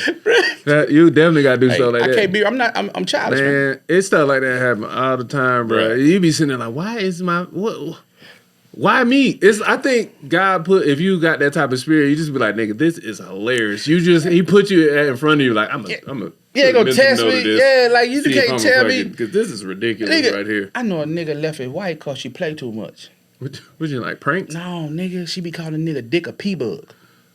And the nigga be getting mad. She be playing. Then my little P-bug, bitch, stop saying that shit. In front of everybody? No, but she just be saying it. Nigga be telling, like, why you telling us? Nigga be telling too much. Nigga tell too much, man. Like, I don't want to know that. I don't want to know that, man. You know that make you look crazy, dog. Yeah, you look stupid. Yeah, your wife, bitch, be up there out there playing, call my dick a P-bug. Bitch, my dick ain't no P-bug. You know it's not a P-bug, man. Relax. Nigga, life crazy, dog. I be looking at shit. I be like, I don't even feel like I just be looking at color. I like, oh yeah, you supposed to be like this. Like I did. You been with them for so long, man. The couples that be ugly together is my favorite. The couples you be like, both of y'all look. You don't know what they be like 80s, and they both start to look non-binary. You don't know who the man or who the woman. Check this out. See if you notice this. Really, you will never see too many ugly couples no more. No new ugly couples. Nah. You don't see it. You don't see it because niggas really, like, take a nigga if a nigga ugly. If a nigga ugly back in the day, I believe ugly folks supposed to go to prom with ugly folks. I really do believe because that's your shit. That's your jam. Yeah. So now, motherfuckers that ugly always think they better. They don't think they ugly. They not willing to accept it. So the type of people that's coming to them, they won't accept them. Absolutely. And so now they just stay single forever. And that's mostly women. It's mostly women who do this shit. I wasn't going to say that. Oh, no, I call them. I have a category for them. I call them luxury sixes. Oh, I call them purse holders. Because back in the day, them used to be the purse holders. All the girls go out. Girl, wipe my purse while I dance. Oh, and she that's the driver. Everything. Now she the loudest, the purse or the loudest chick in the group. But that's why they stay everybody. I'm just gonna stay by myself. Nah, cause you kind of you don't look the best, and ain't none of us perfect. But you just alright. But you think you qualify for a prince. Yep. And then so the niggas who coming at you, them niggas on your level. Them the ones you them need. Niggas ugly. You don't like them. Yep. They ugly. So you don't see ugly people. You don't see ugly couples no more. You don't. They be fit. Women be dating for aesthetic. Like your aesthetic don't fit my aesthetic. I'm like, that don't make any sense for a relationship. The aesthetic relationships don't need an aesthetic at all. A relationship is a relationship. It's gonna be up and down, left, right. She gonna be ugly. You gonna be ugly. You gonna be broke. You either see an ugly woman with a handsome dude or an ugly man with a house. You don't never see two ugly people. You never see it. It's right, cause that's the balance. You got somebody got to be the cute one, and somebody got to be the ugly one. Yeah, and you got to be okay with being one or the other. Yeah, that nigga might have a great job. That's why this cute lady with him. Yeah, but now if I'm ugly, I still qualify for a king. No. No, you need your pay grade, bitch. You need to stay in your pay grade. I be wanting to like have an actual meeting with women. Like you think, like you ever watch this thing called the Whatever podcast with these white dudes that just be going around. It's kind of like Fresh and Fit, but for white people. I don't know if you're familiar. So Fresh and Fit is these two dudes. Oh, I know Fresh Fit. I don't like that motherfucker. Yeah. So imagine if it's white. Yeah. It's two white dudes. Yeah. And they just got these OnlyFans models that he be talking. Oh, I think about. I know what you're talking about. And then they just be like, "Oh, y'all really believe this because of the work you live in." Like that's why I call them luxury 60s, because if you got all of them followers online, you feel like a sense of entitlement, but you really in real life are 5. Oh yeah. And they don't know that because they going off their phone. But when they in the real life, they be like, "Man, don't nobody approach me." Like, yes, because you look like that. You are 5. Yeah. Like the internet is gonna lie to you. And then what's so crazy is I'm sure in the comments here they be like, "Well, them two niggas don't look out." But that's the thing about men. We ain't trying to. I don't care. I don't care. Like I know who I am. I don't give a fuck. Come tell you something. In the military, we got stuff called diploma holes. So a motherfucker be a 3 on shore. When you got in the water, her stock ride to a 6. Because that's all you got. That's all you got. So you out in that water 6 months. Ooh, 6 months. She bad. So now she done got in her head solidified that I'm a 6 or a 7. You get back to port and revert back, and she can't adjust. Mentally, enough. she can't adjust fast enough, and it be the craziest shit. It be a joke on the boat. Like you be like, "Shorty, we back now. You can't. No, we in gin pop. There's some more can't- coochies out here that's better looking. You can't do that. That's how it is on the internet. That's literally the internet put into layman's terms. Cause that's how it be. You be like, oh, shit. Like I dated women that's 40 that used to be the baddies, and they got 40, and now they trying to figure out like why the men ain't approaching them, why they not trying to have a relationship with them, and then nobody telling like, ma'am, you are 40. No. You could Because be you can't beautiful. tell nobody their shortcomings. You can't say that. And then what I find too is, I mean, I really do. Like you hear women say it all the time. I don't need no man. What's happening is really women really are. Realize that they really don't need us. They can do everything. However, They don't you want still want the man to be traditional. You changing, but you want men to still stay the same. Which don't make sense. Which don't make no motherfucking sense at It all. makes no sense. I get it. You make your own money. You can do. At first of all, the shit that appealing to women not appealing to us At all. because she think because she makes 6 figures, she got all these degrees. A nigga give a fuck. Nigga fuck with somebody working at McDonald's. I He don't married care. a doctor and I didn't even know. I was like, I don't care. I forgot she was a Yeah, doctor. nobody give a fuck about that shit. Y'all impressed by a man's accolades. A man is not impressed by a woman's accolades unless he a leech. Yeah, unless you just like, Yeah. man, I'm about to be at the house, eat up our snacks. Yeah. We ain't impressed with that shit. That's why they always say men cheat down, women cheat up. Yep. A nigga will go stick his dick in the Waffle House cashier. He don't care. Absolutely. As long as she look decent. Decent, and she treat him right. Yep, that's Make how- him feel right. That's Yes. all. That's all dudes care. Waffle House cashier is crazy. It's crazy. I was like, wait a second. I don't even want to. I don't think about what they look like. Like, Lord Jesus. It's different out here, man. Folks eating ass on first date, right? Oh yeah. Folks eating ass on first date. So Definitely doing my nigga wouldn't take the vaccine, but he ate the Waffle House cashier ass in the parking lot. Like, I don't understand dudes that live like that. Yeah. What are we doing? You ain't gonna let the government put the poison in you on, but you eating the Waffle House cashier ass. Yeah, that's In the poison parking right lot. there. You got gingivitis in the mouth. I swear. He done ate osteoporosis by the butthole, and you out here talking about dookie face Yeah. ass, boy. that nigga burp. It smelled like anus. Nigga, the world all topsy-turvy, bro. It's crazy. And then I think men see the truth is nothing but time meets is the time just like truth is when you meet actual time. So somebody be like, man, you'll figure out later on. And then when you figure out later on, that's the truth. It was already the truth. Yeah. You just didn't know it was the till truth. exactly. So truth is just time. And like men know. Youth is wasted on the young. Yes. Because by the time you go to figuring it out, it's too late. You ain't got the energy.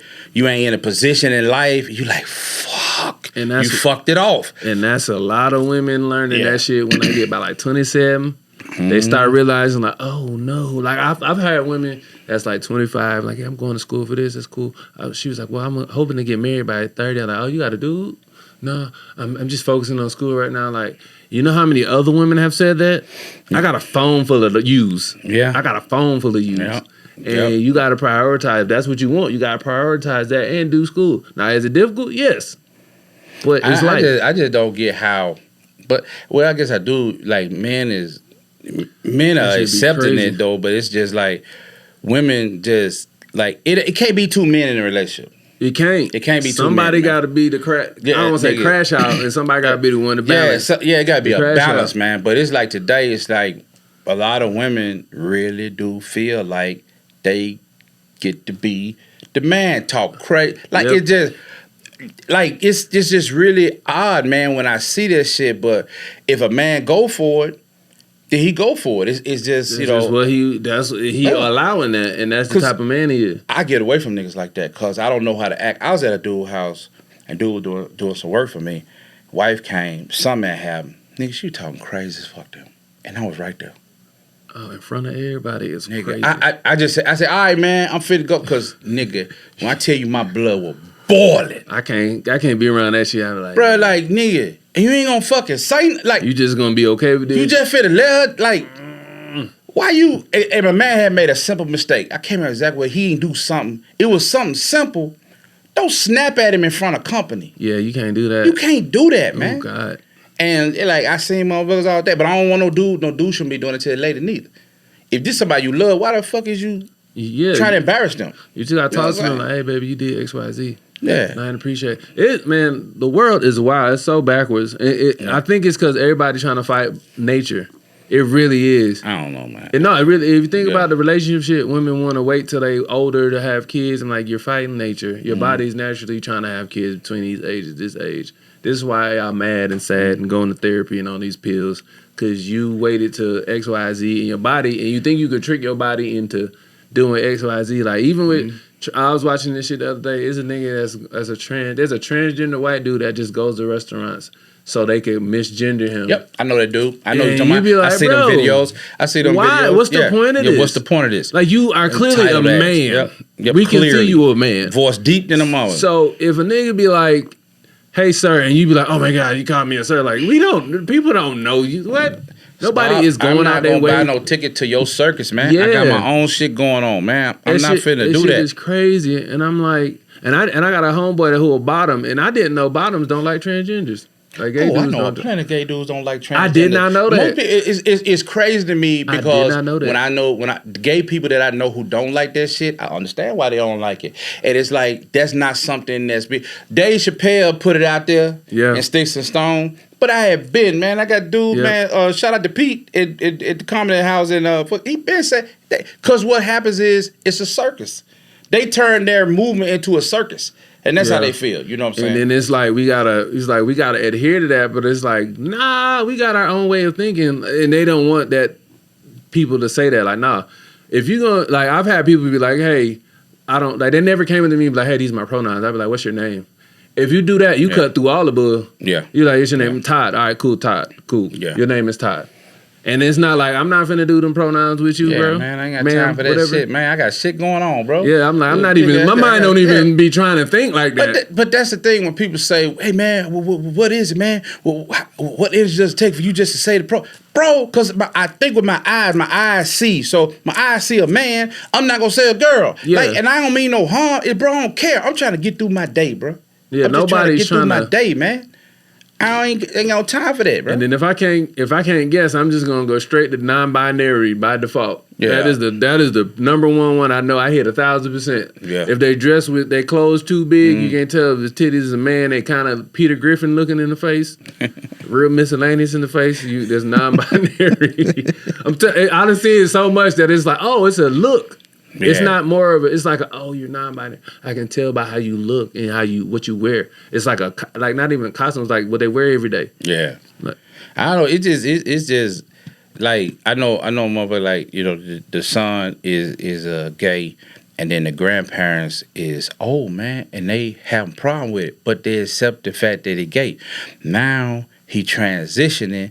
They already was having a problem, but they accept the fact he gay. Now you want to show up dressed like Beyonce backup dancer? No, that's crazy. No, nigga, you can't do that. You got to meet them halfway, man. Yeah, that's what I be hating. They don't think that the people love you, But come on, man. Like, you and they like, you can't do all of it. Yeah, you know not that one. Like, I had a homeboy. Shout out to my homeboy. He know who this is when he hear it. He got a brother who's trans. He black dude. He said he ain't grow up with him, but he know he was trans. And they came to his house for Thanksgiving or something. And he was like, his brother came to him with halter top on with new titties. And he threw the nigga a sweatshirt like, you not finna wear the new titties in front of my kids because I gotta explain that. And I was like, that makes sense. Right. This is his house. This is house. But somebody will look at that and be like, no, you're like, no, this is this man's house. I got time for he that. Got kids in here. I got time for that, bro. Explaining a man with a mustache with D titties. Yeah, man, nobody got time to be some kids that is a shit, lot. bro. And I ain't got a problem with gay people. Got gay people in my family. Gay people have been instrumental in my comedy career. When I was in the military, had plenty of supervisors that were gay, stellar people. I ain't got a problem with gay people. But transgender shit, it go, now you involving me. Because gay people just want to be left alone. I want to leave you alone. I want you to live your life and get married and win the lottery and do everything you're supposed to do. The lottery. I want you to have a great life, man. Yeah. Whatever. But now with transgender, I'm sitting here looking at a motherfucker got the jawline of a lead man in an action flick. Yep, definitely got. And I gotta call you Paula. No. Yeah. Man, I feel like I was saying it the other day. I like, bro, if you gonna transition and you ain't gonna actually try, like, that's great. That's a great analogy. What's the Nigga, point? you Like, ain't try hard enough. I would like for you to, if I'm gonna use a pronoun, you better come beat, faced up. Yeah. I gotta see you try your best to be a lady today, Paula. Yeah, you look like you pull transmissions and shit. You just got a wig on and a sundress, but you look like you still like you pull transmissions. I had to do a comedy show. I had to host a transgender birthday party at Peter Street one time, and there was a bunch of dudes, 6'4", 6'5", wigs on, mustache, bralette with no titties. And I was like, you ain't even try to be a lady. But it's just like different strokes for different folks. I'm like, some of them be mad about you not calling them whatever, but I'm like, you ain't even try. You got a suit jacket on with a bralette with no titties. You got a little boy chest still. Nigga, how you feel about pretty studs? They still be sexy at the fade. That shit be confusing, but I get it. But they be, you need to get a tattoo on your face or something. You still look pretty. Yeah, that's a cheat code. That's how Drewski ended up having that TV show. He got nothing but studs on there. And I'm like, they still women though. So it's like, I'm not conflicted. There's titties and coochie on there. So it's just like, you just manly a little bit. That's it. You just like, you might could play basketball better than the average woman. And you might can open pickle jars a little better. Man, we live in a world where everybody's expected to adjust to everybody. I always say, you cannot live your best life at the expense of others. Nope. You cannot live your best life at the expense of others because they're going to say something. Every time. They got to say so. You can't do that, so. It'd be crazy. I think TikTok stopped too. I don't know what happened. He had a picture of Moses or something. Yeah, I don't know what the fuck that is. That shit crazy. Probably it was like, oh, we heard transgender. What the fuck? We heard bralettes with no titties. That's what we heard. But it's been a lot of crazy stuff going on and like tariffs and all of that with Trump. Like the funny thing is everybody be mad at Trump, and every man in the United States of America knew all this shit was coming. Yep. Like, I talked to a girl when we was voting for this past election, and she was genuinely upset and really thought Kamala was gonna win. And I was at Peter Street, and it was nothing but men. She was the only girl. She was like 22. It was nothing but men around her. And then I was like, yo, ask all the men around you if they knew that she was gonna win or not. And every man was like, hell no, we knew she wasn't about to win. I was like, but how do you feel or think that nobody else thought she was gonna win? Like, just talk to the men that's around you. They'll tell you the truth. I ain't gonna lie, dog. I was men will tell you the truth, I was ladies. Holding out, man. I understand what you're saying. I know the truth, but I was fucking holding out that it was gonna be some common sense out there. It's none, man. It's none, bro. Common sense. The attack on America isn't through the phone. It's through common sense. But I know why Democrats lost though, because they abandoned the girl they brought to the dance. It's like you made transgender, you made different things, special interest groups, the face of the party. The party was always working class people. Blue collar workers. Blue collar working class people. Now the Democratic umbrella has always been inclusive since the 60s. And so everybody fits up under that umbrella, but the umbrella is working class, blue collar people. You can't and Democrats abandon that. And it's they ain't learned their lesson. Yeah, you're right. They still ain't learned their lesson. Yeah, absolutely. Because it's like, it's a small percentage of people that are trans and Yeah. LGBT. Yeah. And if that's the face of the thing, like, what about the plumber? What about the electrician? Yeah, exactly, the welder? exactly. Like, we forget about them. And if they speak up, it's like, no, we don't want to hear from white men. You right, but they carrying the party. You're like, what the fuck, yo? That shit be wild. And I just be like, I listen. I like voting locally better because I can actually see a pothole get filled. I can see a law or whatever we got going on happen. And make sure y'all vote locally too, man. I would much rather you'll feel better when you do it that way than the national one because you can at least go up to your city hall and talk and have a grievance and actually get an email and talk to somebody. I ain't surprised at nothing Trump doing, man. Not at all. That's not like he a businessman. He told you what and he an idiot. He an idiot. So it's just like he do what idiots do. You know what I'm saying? But I will say this at this point. Oh, did you see when he talked about his homeboy who was using the Ozempic? And he called it like, I have a friend who's using a fat drug. Yeah. So he called it a fat drug. But I will say this though, at this point, and it just me, I ain't saying you supposed to feel, nobody's supposed to feel like me, but at this point, seeing everything that's been done, if you still one of the type of black people who still shitting on Obama, it was never about Obama. It was never about who Obama was. It was never about what he did, what he didn't do. It was about you don't like dumb kind of black people. You don't like him. You don't like that upper. He was more studious type of freaking people. He was a decent human being, even if you didn't like his policies. He was classy, even if you didn't like his policies. If you still side with this knuckle-dragging orange ape,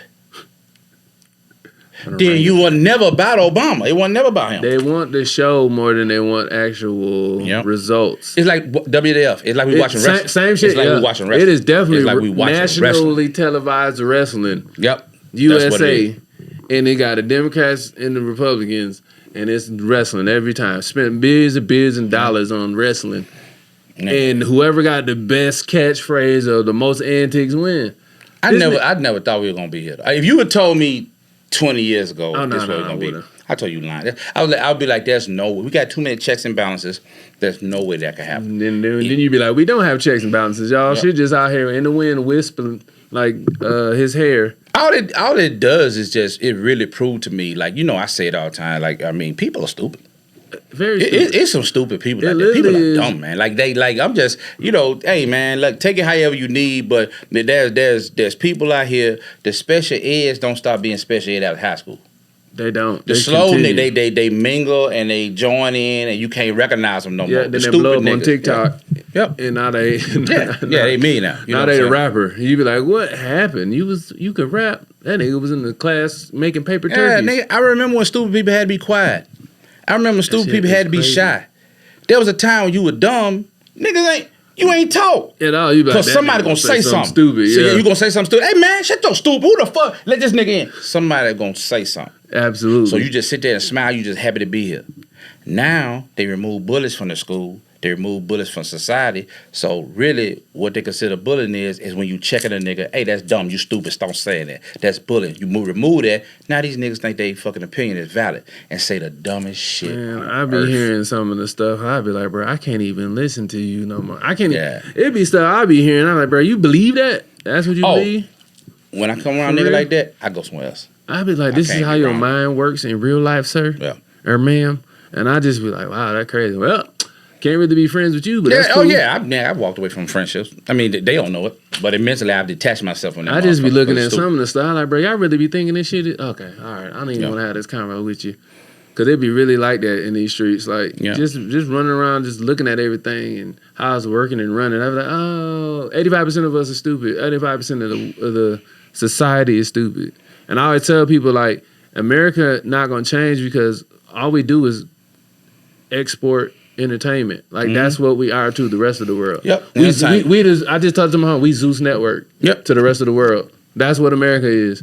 I swear to God, we are Zeus Network to the rest of the world. I can see that. And they are tuning in and like, yo, it's crazy over there. Yeah. Well, niggas don't even want to come here. Like niggas talk crazy about. In '98, I was in Boston, man, and I was 60 gunner in a convoy and shit. And so when you 60 gun, you got that big ass gun, you got to carry that bag with the spindle and the ammo and all shit heavy. It ain't like the M16. So when we go on convoys, if there's an admin run, I sit with the vehicle. I don't never get out. I just sit with the interpreter.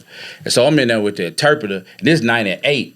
Don't drop the nigga. He's straight. That's an old nigga. He'll be straight. It's a carpet. I'm gonna throw it in there. Hey, so the lady, I'm in there talking to the lady, and then, you know, they told her you can't be talking to the interpreter because niggas was trying to fuck the interpreter and do a contract. You know how niggas.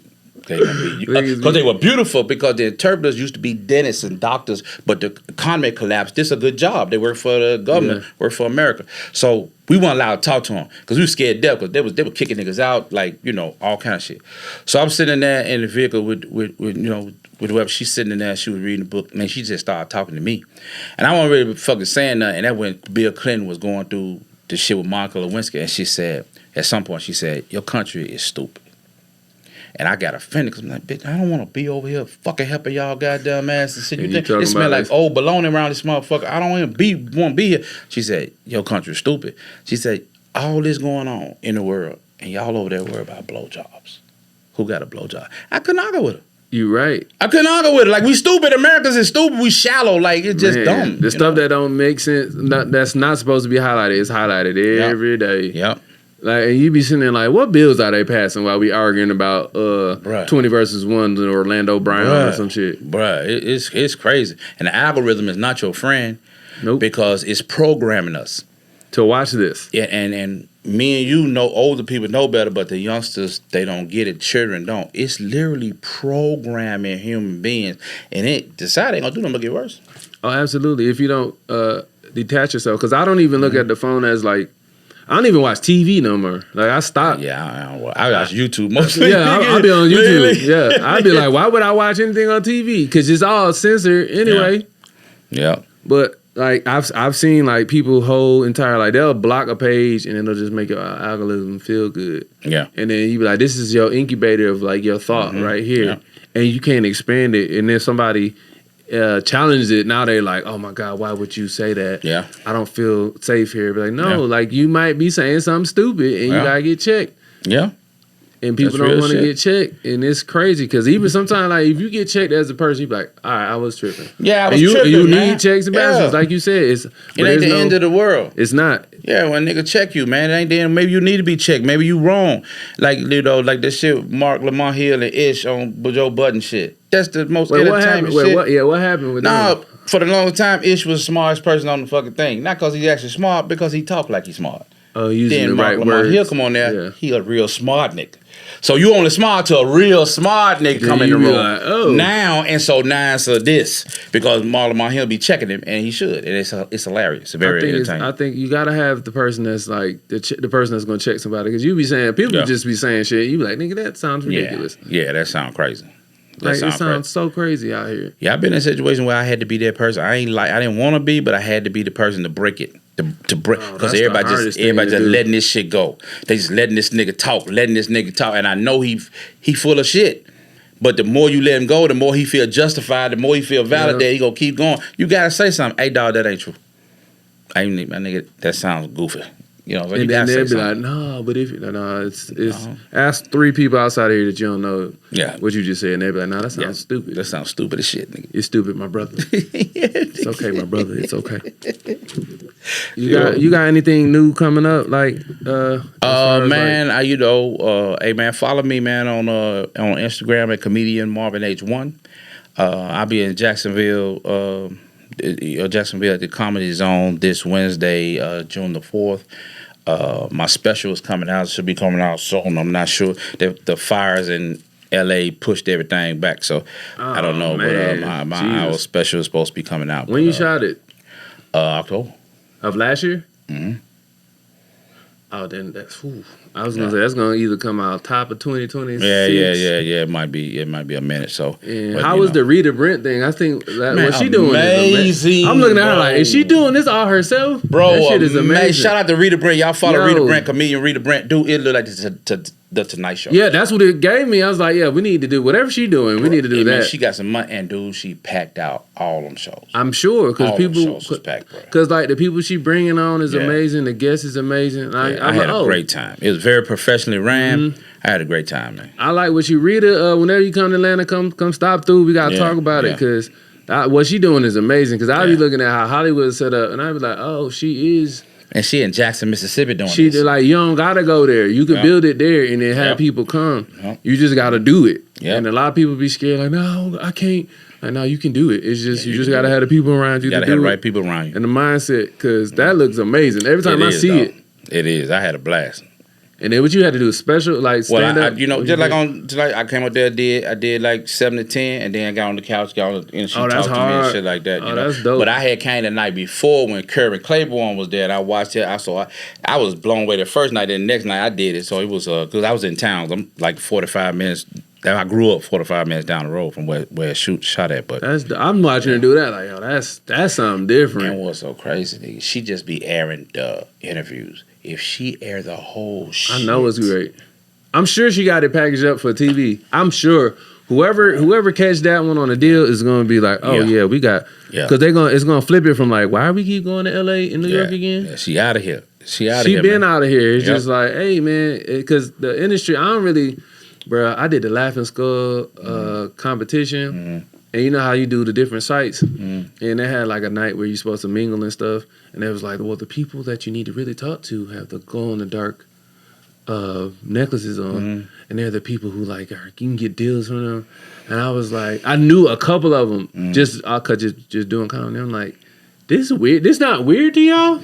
Yeah, man. Is this not weird to y'all? I'm not a good networker. It's not, I don't even think it's that. I think that like, they want you to come and not even kiss their ass. It's just more of a like, it's weird. I think they just be wanting to pick the people that's like. I know what you're saying. I don't even know how to explain it. It's like you're a show pony. It's like you're a show dog. Yeah. You know what I'm saying? And you just kind of prance around them. And, I like that one. I like that one. That's how it feels. I couldn't figure out how to put it in words. That's how it feels when you're in the room. Safest show ponies that they could find. That's not the best. They're not the worst. They're just mid-tier.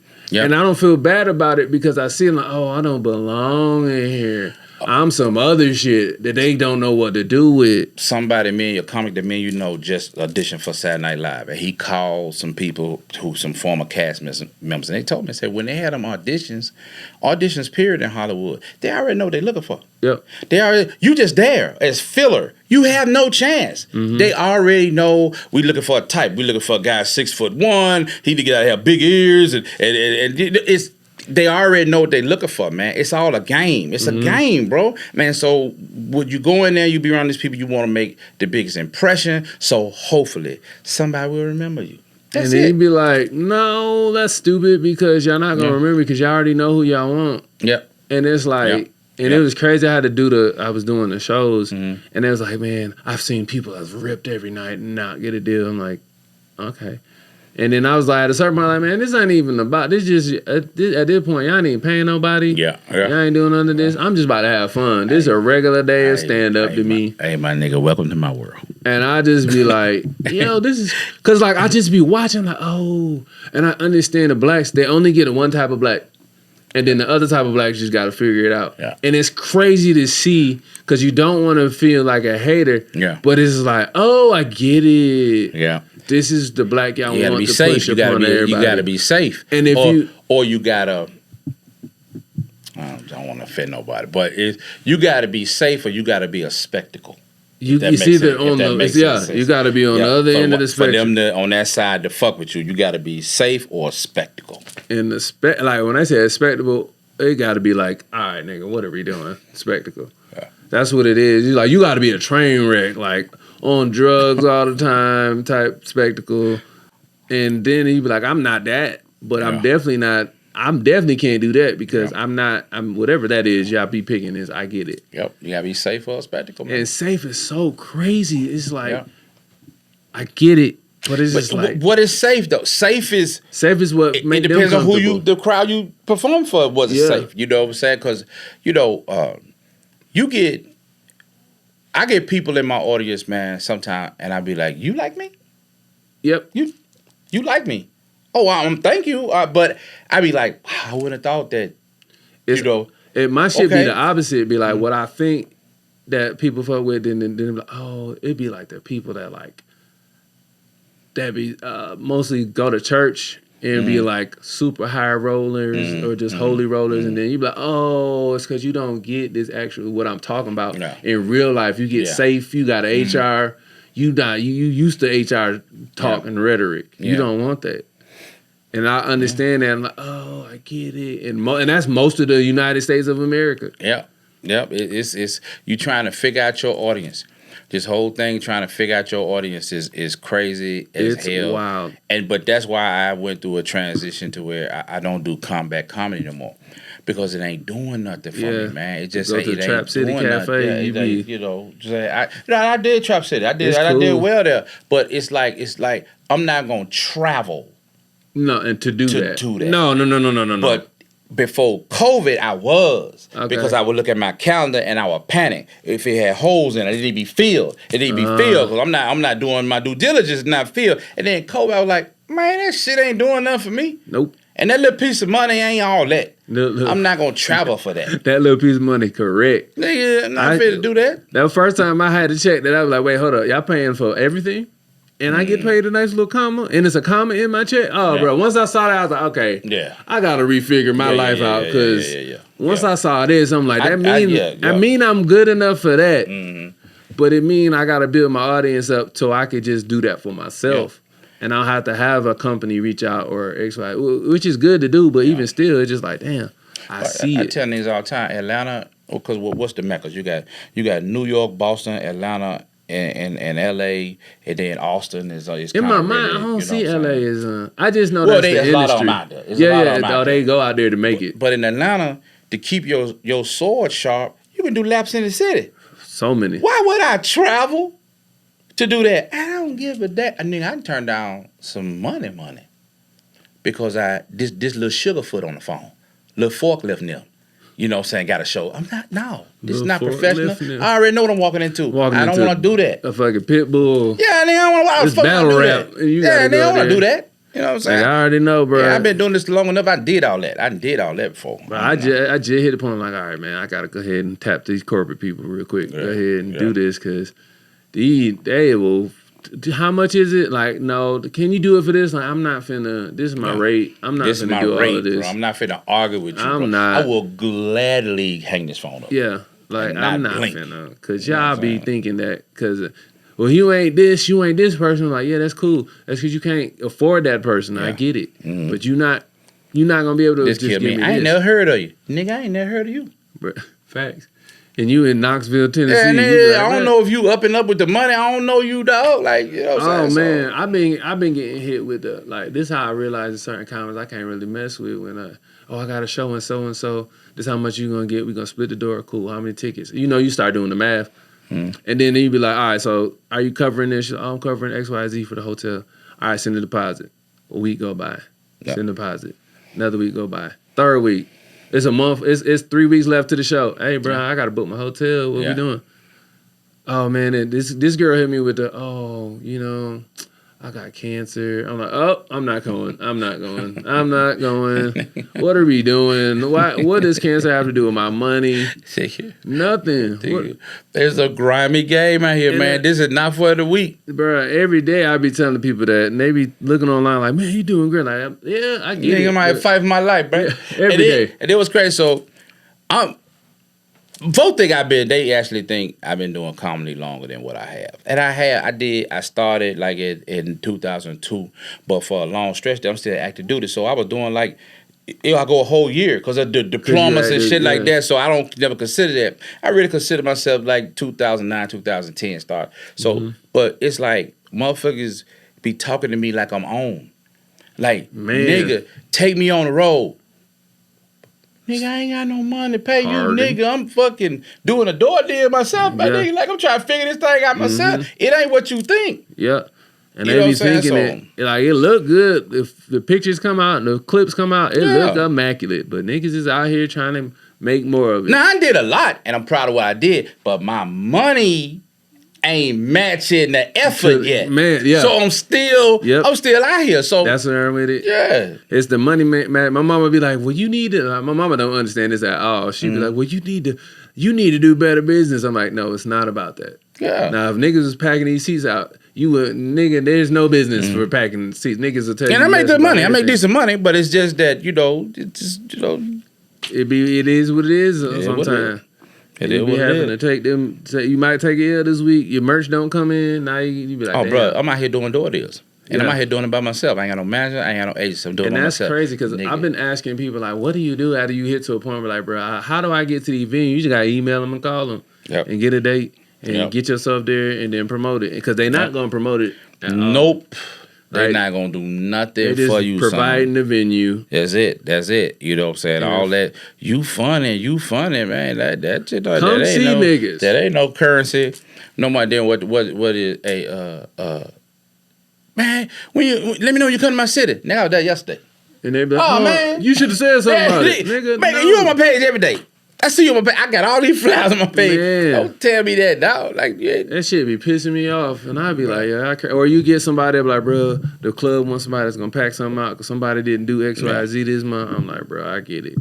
Yeah. But, yeah, that shit, I'm going to give you Wednesday. Like, okay, ain't nobody going to come. Got it. It's a Wednesday. Nigga, I've been on a show with an A-lister, and I killed it. And I was in the room with him. And he did it. He told the owner right in front of me, you got to book this guy. You see what he just did? You got to bring him here. Owner like, yeah, sure. I talked to the owner later. Hey, man, I can't. I don't know you. I don't know if you can pack the room out. I can't just bring you. I'm just like, nigga, what the fuck, nigga? Like, I got to light myself on fire this motherfucker. That's what you got to do. You got to get somebody to twerk and light some, roast them. You roast them. This shit crazy, bro. But the biggest thing is if we stay on, if you can remain relevant by your social media. That's all it is. Yep. You just that's why I do this. I be like, bro, I'm not just doing this for my health. And this keep you from having to go to do the combat comedy. Yeah, and I don't be bro. I don't even come out on Thursday. I got Thursday at Peter Street, and I just go there to work on my jokes, and I go home. I was like, that's an hour. That's 3 hours of me on stage. Yeah. And I already know what I want to work out. And so I could do combat, but it'd be like, bro, I don't even want to, bro. I done did it I done did it so much. Unless you paying, and then I'd be like, all right, I do it for if I'm going up the street to do it. Like, all right, I ain't gonna turn down this little 200. Nigga, what's the worst show you ever done? Worst show? Like memorable, nigga. Like you gotta laugh to yourself. This shit's so crazy. I did one in the goddamn garage. Oh, I had to do one in the garage, and there was no mic. We was in the garage. It looked like it was sex trafficking. The garage was big. It was like 12 people in there. It's no mic, and it's echoey. And we in there. It's art. It's like Atlanta. It's like going to Bonfire, but no microphone. With no DJ or nothing. We just in that bitch with echoes and then sadness and disappointment. It was terrible. Niggas was like, you did a great job. Like, this shit's stupid, man. I'm too old. Nigga, I'm 30. What am I doing? They get disturbed, bro. It'd be the worst. Like, man.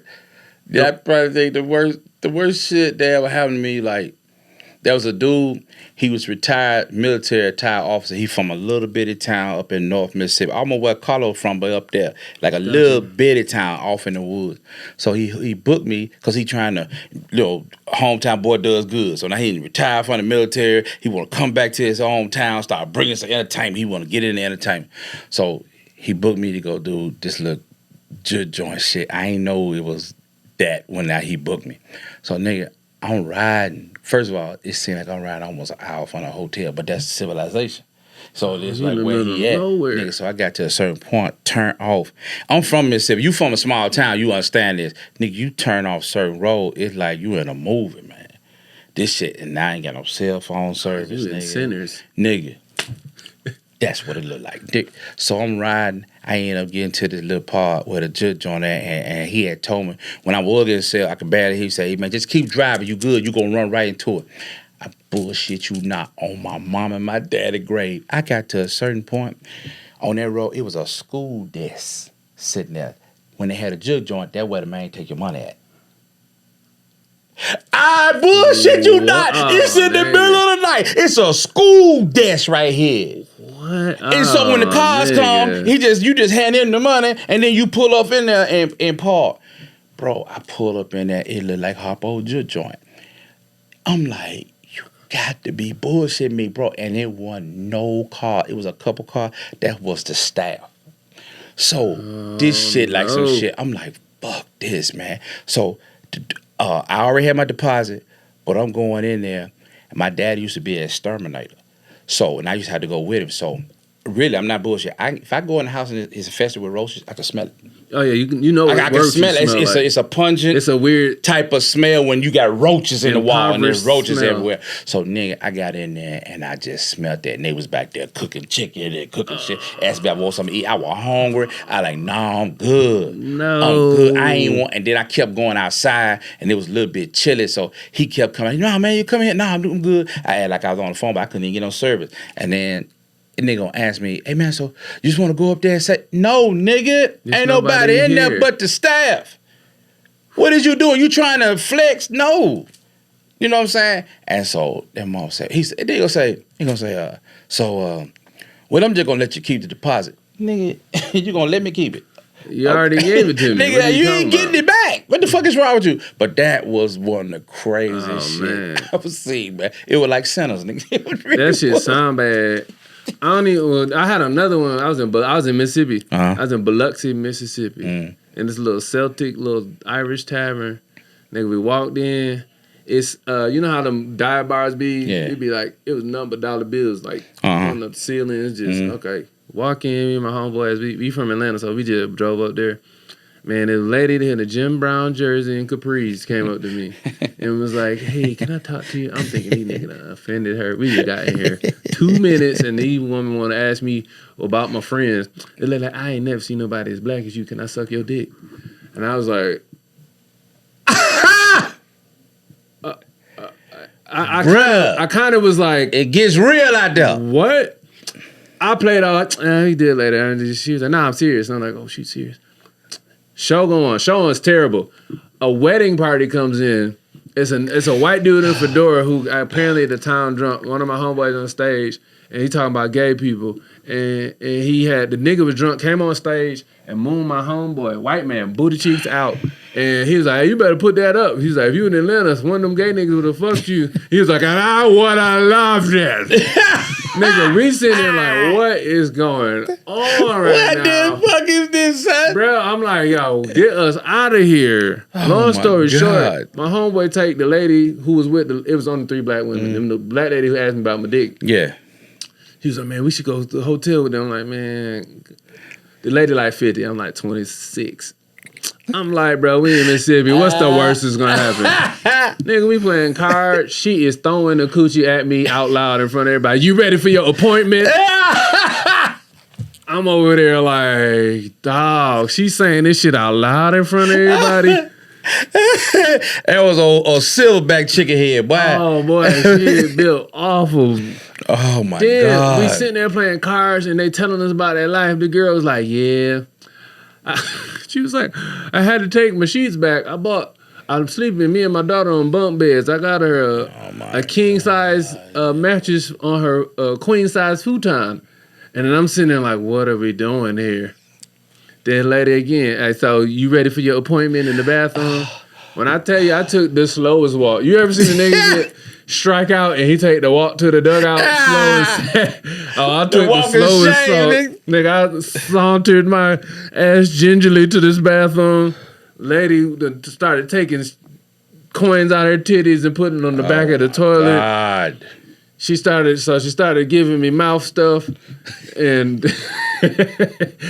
so then we get finished. She done knocked my hat off. It got aggressive. She knocked my hat off into the tub and everything. So we finished. I'm about to leave out the door. The bathroom time small. She closed the door, sit down and pee and look at me right in my face. I was like, oh God, what am I doing right now? Then she was like, well, y'all want to come to the house? I'm going to cook for y'all in the morning. Well, she said, sit down and pee and look her in the face. She was looking at me because I couldn't leave. The bathroom was small. That was a thing? I don't know. She looking at me, talking to me while she peeing. I could hear the little Hellcat pissing. Oh. She peeing. So she is peeing. Okay. She stopped letting me go out. She said, I got to pee. Pee and looking at me and talking to me like I've known her forever. Like we together for real. And I'm like y'all a couple for 30 years. And I'm like, yo, I shouldn't have never did this. I think that was the most memorable one of the ones that I was like, bro, I can't believe I did this shit, and I'm ashamed of my penis right now.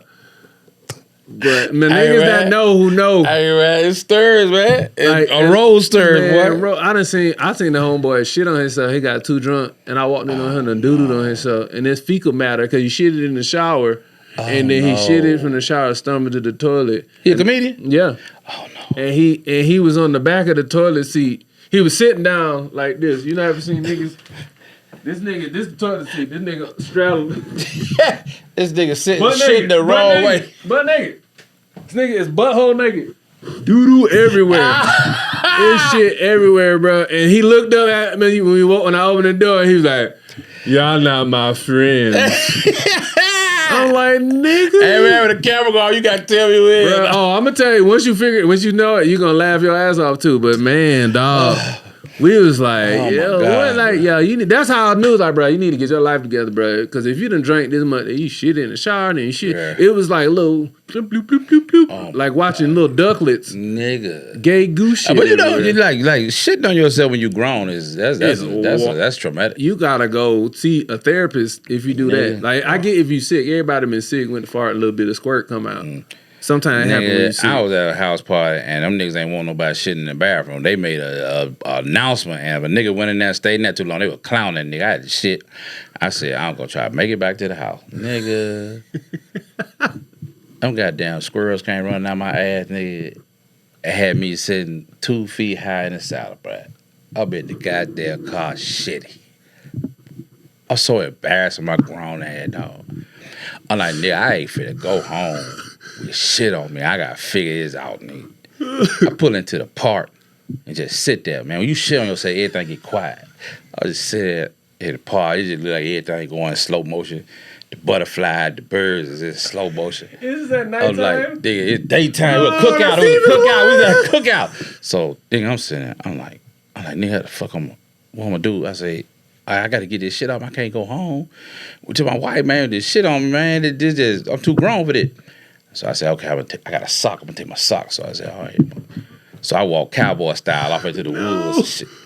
I get the sock, nigga. I'm fucking getting the shit off me. You know how you feel somebody looking at you? Like you just feel the eyes, man. I'm in the little bushes part, and I'm looking like, what the fuck? And then right in the little grassy knoll across from me, the little bush across me, it's a homeless nigga shitting. So I'm getting shit off me. He looking at me. We got eye contact. Nigga, when you alive, you don't never think one day you gonna make eye contact with another man. And there's shit involved. Like, and I'm sitting there, I'm trying to look off and shit. Because the nigga right there, he homely, he don't give a fuck. This nigga say, hey, buddy, you gonna use that other sock? Hey, man. First of all, I might, and I really don't want to have no conversation with you, sir. If man, see, he used to it. This is his environment. This is what he do. I'm not used to this. I'm new to this. I'm new. This is a whole new activity. I can't. I'm not finna talk to you, man. But then after that, I was like, I'm gonna shit in people's house. I shit in people's house all the time, man. I'm a nigga. If I gotta go, I'm gonna go. I'm not finna hold my shit, dog. I had a shroom shits. I don't know if you ever took mushrooms. Nah, I ain't never done that. Oh yeah, mushrooms. You'll probably fuck with mushrooms if you do microdose. It's like having coffee, like espresso on the morning. Oh, okay. A little bit. I take your word for it. Yeah, it's one of the ones that when you know, man. Then nobody tell me you get the shroom shit. So shrooms basically poison yourself, and your body is just getting all the shit up out of you. Man, I ain't know this shit was real, bro. I was at my homeboy, shout out to Lilo, man. I was out in this nigga garden off Bankhead. We playing in the garden. I was like, I got a doo-doo, my nigga. And shroom shit is not solid. It's cappuccino running up out you, my nigga. You got matcha coming out of you. Man, I drove home and my booty hole was prairie dogging, nigga. It was puckering and I was like, oh God, I ain't gonna make it. I went to the house, homeboy in the goddamn bathroom. Oh my God, nigga! I grabbed the nearest bucket, nigga. I was in the condo stairwell shitting, and it sounded like somebody peed. Dropped a whole bunch of lima beans in the bucket. I shitted in the bucket and went to the gas station across the street, and then dumped the bucket, threw the bucket away, and then walked back in the house like ain't nothing happened. And I was like, bro, I can't believe I'm out here living savage like this. I was like, bro, that is crazy. Sometimes it be like that. You gotta. Hey man, hey, you gotta be like that. it. Life be lifing, man.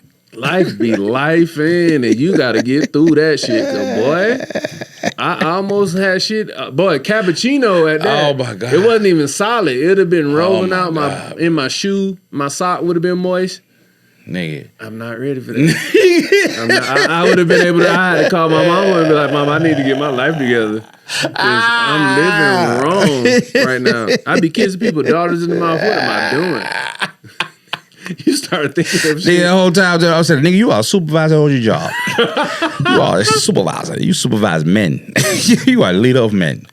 And you sitting up here with a fucking goddamn shit all on your goddamn everywhere, bro. Yeah. Oh man, that's how, bro. It shit be like that all the time, man. And you be just trying to get through it. It's kind of like when you be bombing and you ever have a good bomb. And you be like, it's crazy out here. It's crazy out here. Oh, they be like, it's crazy out here. Oh, nigga, I watched a nigga bomb one time, and that lady cried on stage. It's funny when you catch. My favorite bombs is catching white women in black clubs, and they be thinking they funny, and they end up at a black club, and they know they not gonna be funny.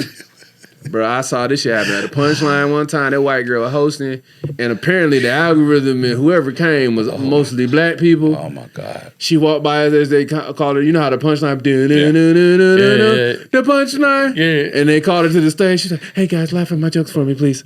I was like, "Hell no! This is what Dr. King wanted. This is reparations for me right now. I'm finna watch you crash and burn." As a comic, I'm bomb, watch this. We feel bad, but it's funny. It's so we put funny. ourselves in their shoes, but nigga, it's hilarious, nigga. It's not funny when it's happening to you. No, it's not funny when it happens to you. But oh man, and you bond? Do you hang around?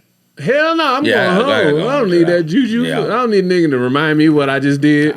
This was awful. A nigga like, "Hey, bro, just keep trying." No, I don't need a pep talk, nigga. I'm gonna go home and be mad and just not talk to nobody. You be like, "I got to go to the stage tomorrow." You let it out next time you go on stage. You be like, "I would never feel that again."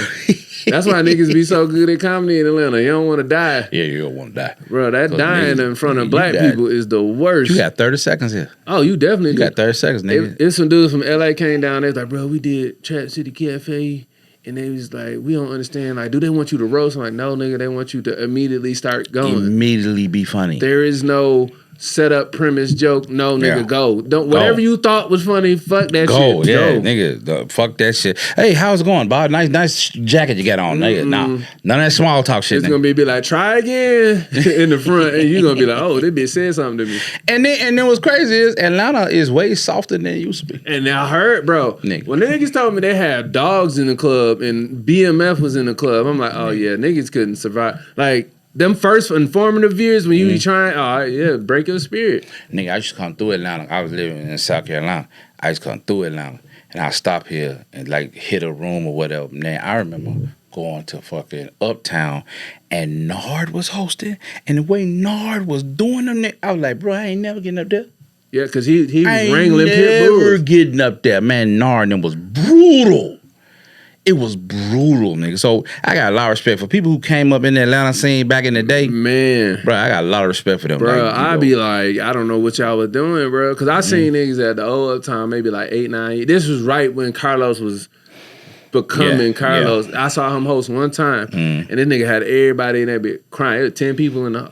One of my homeboys was up there eating a bag of baby dicks, and then the DJ hit all of them, let it go. Yeah, let it go.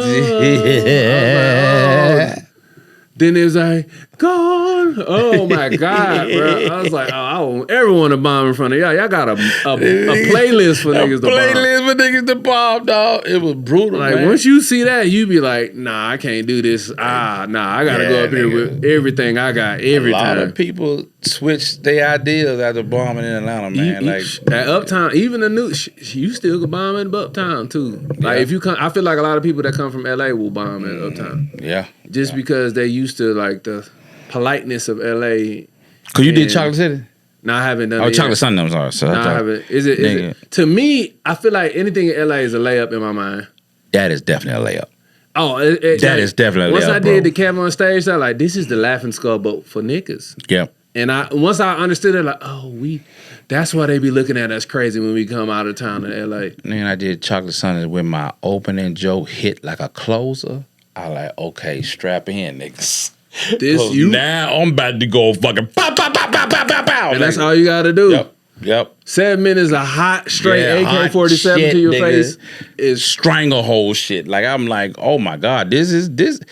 Oh, that's what y'all doing? That's exactly. And then I'll be like, because they used to the like walking through the jokes to the cul-de-sac. It don't be no punchline. It just be they gonna hold your hand. They understand that you're doing jokes, and this is amazing. Yeah. Yep. Nigga come out there from anywhere in the South, especially if you've been training in Atlanta, we gonna go up there and go crazy. Yep. And it's just like, and it's effortless to us because we so this used is what we to. do. Yeah, this is what we do. It's so crazy. A D-Race Monday. And I was told that's the hardest room, one of the hardest room in Atlanta. That's a regular room here, bro. Now, 2 gay niggas did get to fight in the back while I was on stage. That is wild. But that's regular. That's here. That is definitely that ain't nothing different. You be like, oh, no, that's just Atlanta shit. And you tell Atlanta people that, shit. they be like, it's not real. Like, every day I be like, Atlanta is not a real place. Nigga. Every day. You up and perform around town and the autistic cat be in the audience? The one around here that they... The white dude? No. The black dude just stalking Miss B and Keita and... Oh, no. I know it was an autistic nigga. nigga that was doing that. Yo, he is out of control. He's still here? He still... He had left and he came back. And now he showed up on Keita's job, man. He fucking... That's like, crazy. He crazy. I had to cuss him out. I had to stop a show and like cuss him out in the crowd looking at me fucked up. But he he completely destroyed one of JJ's shows one time. But that's the shit we got to deal with here. That's crazy, bro. This nigga be like going fuck off, yelling out of turn, like just, you know what I had a crazy nigga from Peter Street. That I swear to God, I was hosting, started the show. That nigga was humping the scooter for 20 minutes straight. I saw that, then he ended up on our side of the street. Then nigga come to the door. I was like, hey, it's a crazy nigga. I'm telling this to everybody so they don't look at him. Yeah. Like, it's a crazy nigga over there. Do not make eye contact with this nigga. As soon as I said that nigga, it's like, fuck. Nigga, I said on the mic. I was like, which one of y'all are? And they're like, oh my God. I was like, oh my God, this nigga coming in here. And then he started to proceed. He's like, this, you not funny. He's like, man, I got better jokes. I got better music than that. So I was like, bro, come on stage then. You'll never invite no motherfuckers on stage, real fast. When the nigga invites you to be on stage, and then everybody was like, bro. Then I ain't know nigga had no shoes on. I was like, oh, you crazy. Oh yeah, you crazy. So I was like, oh, he ain't got no shoes on. Yeah, bro, just go. Everybody wants you to go. Just go. Yeah. And he finally left, but it is like that's the stuff you got to deal with. Yeah. Niggas coming off the street you be thinking that nigga, some of the nigga be dressing homeless, and you be like, this nigga funny as hell, and then be a comic. You be like, what the fuck? This nigga's hilarious. You be like, I ain't know this nigga was a comedian. You just like you was on that shit. Hey man, it's Atlanta, baby. You just never know, man. Nigga, like, this my 3rd time doing comedy for real. Yeah, man, that nigga good. Like he was good at the moment, but we know like. The more you do it, you be like, you can't do it for real. But you good for these situations, for niggas that got kids in this little rib shack. Yeah.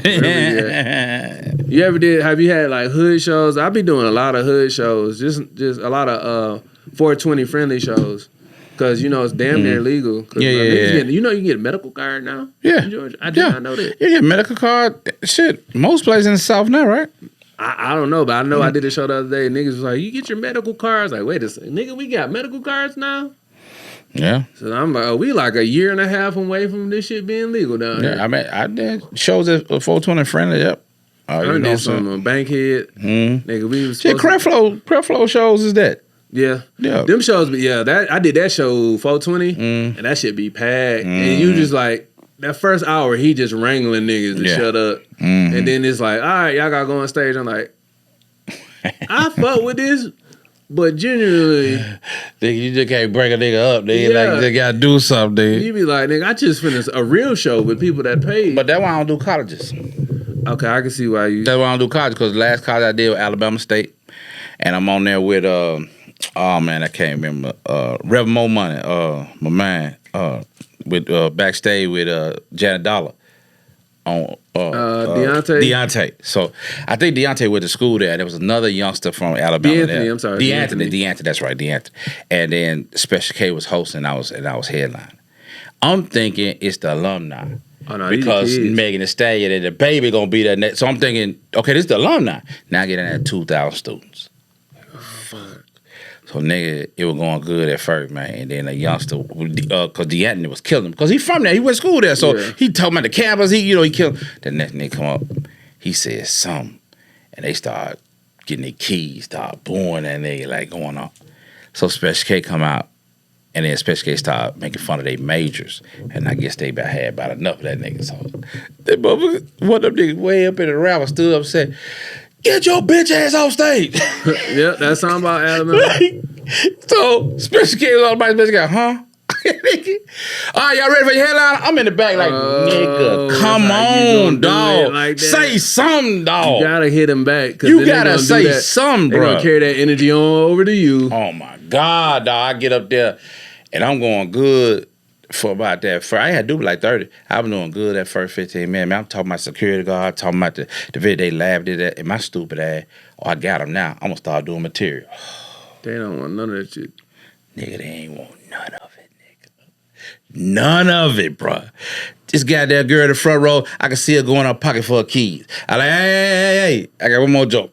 I got one more joke. And I'm gonna get the fuck about it, and then you ain't finna get me, nigga. That'll hurt your spirit. Nigga, I called Roddy, man, on my way back to Atlanta, and he was laughing. I say, bruh, what the fuck? I think I was in the car when you might have been in the car, bro. What the fuck, man? He was like, bro, you gotta take yourself back to that age. Yeah. And you gotta talk like you would talk back at that age, because it's all universal and shit like that. I like, man. Yeah, you gotta turn into an 18-year-old. Like, what they just doing? Beating their meat. They just seen the titty for the first time for real. Yep. And then after that, you straight. Because they ain't got no life experience. They ain't got no life experience, and they don't care. So it's like, when you go telling jokes, they don't want to hear that. Like, I seen him, the first college I did, I went with Ronnie. I ain't do it. I just was there. Man, they was in Alabama and A&M, bro. And that nigga said, I remember, it was not going well for a lot of niggas that was going up before. I'll tell you who was hosting when we get out, but this shit was funny. He's like, boy, this is not good. Like, I'm watching it and I'm recording. I'm like, this was not good at all. Nigga, Ronnie get up, Tyler do his thing, Ronnie go out there. Nigga in the back just start screaming like how you said. Nigga was like, said something about Ronnie, he had on a plaid shirt. He like, with your pool table back ass. So I was like, nigga. Man, that nigga Ronnie was like, turn the lights on. Where's this nigga at? Shine a light on him. Nigga, 20 minutes on this nigga. I was like, oh yeah, that's the type of time you gotta be on. Because they do not care, bro. They do not. If you wasn't on Wildin' Out, if you ain't on TikTok, if you ain't on Star, and they see on their phone, they don't care. They don't give a fuck about you. Nothing, man. At all. Hell no, nigga. They really don't care about you at all. The YNs, nigga. And then the crazy thing is, like, when you get out stage, if you do well, them niggas be like, bro, nigga, you funny as hell. You be like, all right, you straight. Yeah, nigga. But you was trying to fuck the show up, nigga. I hating that shit when niggas be at the show, they talk the whole time. Man, you killed it. Are you sure? Because nigga don't seem like you were listening. Niggas was, and it really be the girl. Man, I did one. It's a dude that's on Wildin' Out right now. That was on Wildin' Out. The nigga played a good. Do he play guitar? He didn't bring his guitar, but he was doing stand up. And he was in Georgia. We was in West Georgia. That nigga was talking about Subway jokes in New York. I was like, nigga, we are in Georgia, bro. I'm hearing the girls next to me like, oh my god. Yeah, then you can't tell regional jokes, man, unless you there. Then I was up next, so I'm sitting back there, and it's like, you came with the big boy, didn't you? She's like, you going on stage? You better be funny, because this nigga not. I was like, damn. Because even with, like, if I tell a Waffle House joke, if I'm up north, I'll just say diner. Yep. I just say dirty diner. Yep. Because they don't know what Waffle House is. Nobody do. So I just explain to them about dirty diner. I talk about it like that. You know what I'm saying? You gotta understand that. I seen somebody at you be having brewery shows here. A white dude from New York started doing that train shit. These white people were booing the fuck out this nigga. I had never seen that. I ain't never seen white folks at a brewery, bro. It threw me out. Are they booing this nigga? Wow. And he was gay too. And I was like, boy, they are getting 2 for 1 right now. Wow. I was like, I ain't never seen a gay dude get booed. I've seen it be quiet a lot, but I ain't never seen a gay get booed. Shout out to it's also LGBTQIA plus month. I guess we could guess. It is. Oh, it's June. They get a whole month to be gay. Well, all right. Well, how you? Wait. I don't know. I just make fun of all the shit that's funny to me. Because nigga, did you know Burger King got a gay sandwich they come out with? It's a gay Get sandwich. the fuck out of here. I Googled it. They had one. It either had 2 top buns or 2 bottom buns. Because it's the same sex. I like, man, that's kind of that's crazy. That's part of your. I think the Burger King in Ellenwood is the headquarters. for the gay people. I used to live over there. Yeah, I think that's the headquarters. I'm trying to think which one is it. Right in that. Right by the Kroger. Okay, I know you're talking about. I think that's the headquarters. I fuck with that Hardee's. That's I went and that's round. Yeah. So, but I went to wonder everybody in there had fairy dust coming off on this stuff. Oh yeah. Just floating through that mother. I was like, this it. This where they meet. This they central location. Mm-hmm. What the fuck, man? They got fairy dust. Bro, it was like that startling. It's crazy, bro. That's a crazy play, nigga. I be going straight to the little Jamaican spot at the gas station. That's my favorite play. Fireside. It's connected to a gas station. Okay, I think I know what you're talking about. Man, that shit the best food you gonna get for $8. You be like, well, this $8? All this food? Yeah. Shit. That Jamaican shit be hidden, boy. But nigga, when you actually go to Jamaica though, that should be looking dangerous, nigga. You go on some of the parts, you be shit. I be wanting to do them, not cruise. Yeah, I do want to do cruise shows. I don't know who to talk to for that. And then like when they do them destinations, like I guess you got to stay at the villa and you do all that. Yeah, I stay on a resort, man. That's what I'm saying. I don't fuck around. A resort, and then they be doing them shows. They be saying you got to do like one show a day for a week type. Yeah. How do those show? Like how do those? Have you done a cruise? Yeah, but I ain't like it. I ain't like it because I'm type of nigga like, you know how some comics they own all the time. I ain't own all the time. Mm-hmm. Like I flip a switch. Yeah. I go perform. I flip switch off. I come off. It be regular. And so on a cruise, you can't never get away from the people. Oh, so they see you every day. Constantly. Yeah, you can't. You can't like, and that bothered me when I did it a little bit. Like, you know, it was just a little bit like, okay, goddamn. But you know, unless you just gonna stay in your room the whole time, you know, you had to deal with that. Now. Mother tell me that I get over that because, you know, Wellington out there making good money, Hank out there making good money, folks out there doing it. But I don't know, I just didn't like it. I just had Hank here like 2 weeks ago. Oh, okay, Hank pulled up on me. Yeah. Shout out to Hank, man. Yeah, shout out to Hank, man. We supposed to go shoot guns, man. And they supposed to organize the comics got guns, go some big place to shoot guns and shit. I watch it. I was like, nigga, I did do this goddamn Glock 15, yeah, Glock 17. Pew, pew. Don't give me the heavy shit. I be the bitch dropping it. Y'all be looking at me crazy. Oh, no, they'll get your ass out of the rain. Nigga, I already know. Nigga, you drop a gun already. Niggas is like, what are you doing? The funniest shit I see in the fucking rain, I see a bunch of sisters come in there with bonnets and shit on. With their weapon, and they weren't taking it serious. They had no gun discipline. The white man on the other side, you know, in color purple, when the Sealy hit the and they time to go, and I'm over there folding shit up. Man, the white man got the fuck up out of there, dog. He's like, we finna get he got the fuck up out of there, man. They over there taking selfies and shit with the gun. It was wild, bro. Selfies at the gun range, bro. Some gun range don't even let you bring no guns in there. I mean, bring no cameras. You can't do cameras in there. But this particular one, they ain't say nothing. Man, they was in there wild, man. No gun discipline, holding the gun like just all over play, like for real. Yeah. Cause I done been around people that clean out here shooting like, bro, what? You done almost shot, buddy, cause you being slow. Nope. Like everybody in my family carrying, but it just be like, bro, I know they know what they doing because they got a lot of guns. If you got a lot of guns, you gotta know how to take it apart, put the shells in, do whatever you gotta do, clean it, all of that shit. But if you don't got one, bro. I had held one of them little magnums with the. I don't even know how to take the safety off that bitch. Yeah, shit, man. It's so crazy out here today. I hate we live in a society, man, because I got a bunch of guns, but I'm not a gun person. I'm not a gun guy. I got them not for the criminals. I got them for the gun nuts. I got them for the other gun nuts. No, what is a gun nut? The nigga, boy, bro. Man, these folk out here, these Republicans, they out here stacking up guns, man. Oh, absolutely. They out here, they got bunkers and shit. They got all types of weaponry, man. And I got to be able to match that. That's why I got guns. Yeah. I got one gun. My wife got another gun. We got another. This is for my personal safety. She got one for her. We got one for the house. All my other guns is for the gun nuts because I feel at some point they're gonna try to do something crazy, and if they do, I need to be ready. Yeah. You know what I'm saying? So, oh shit.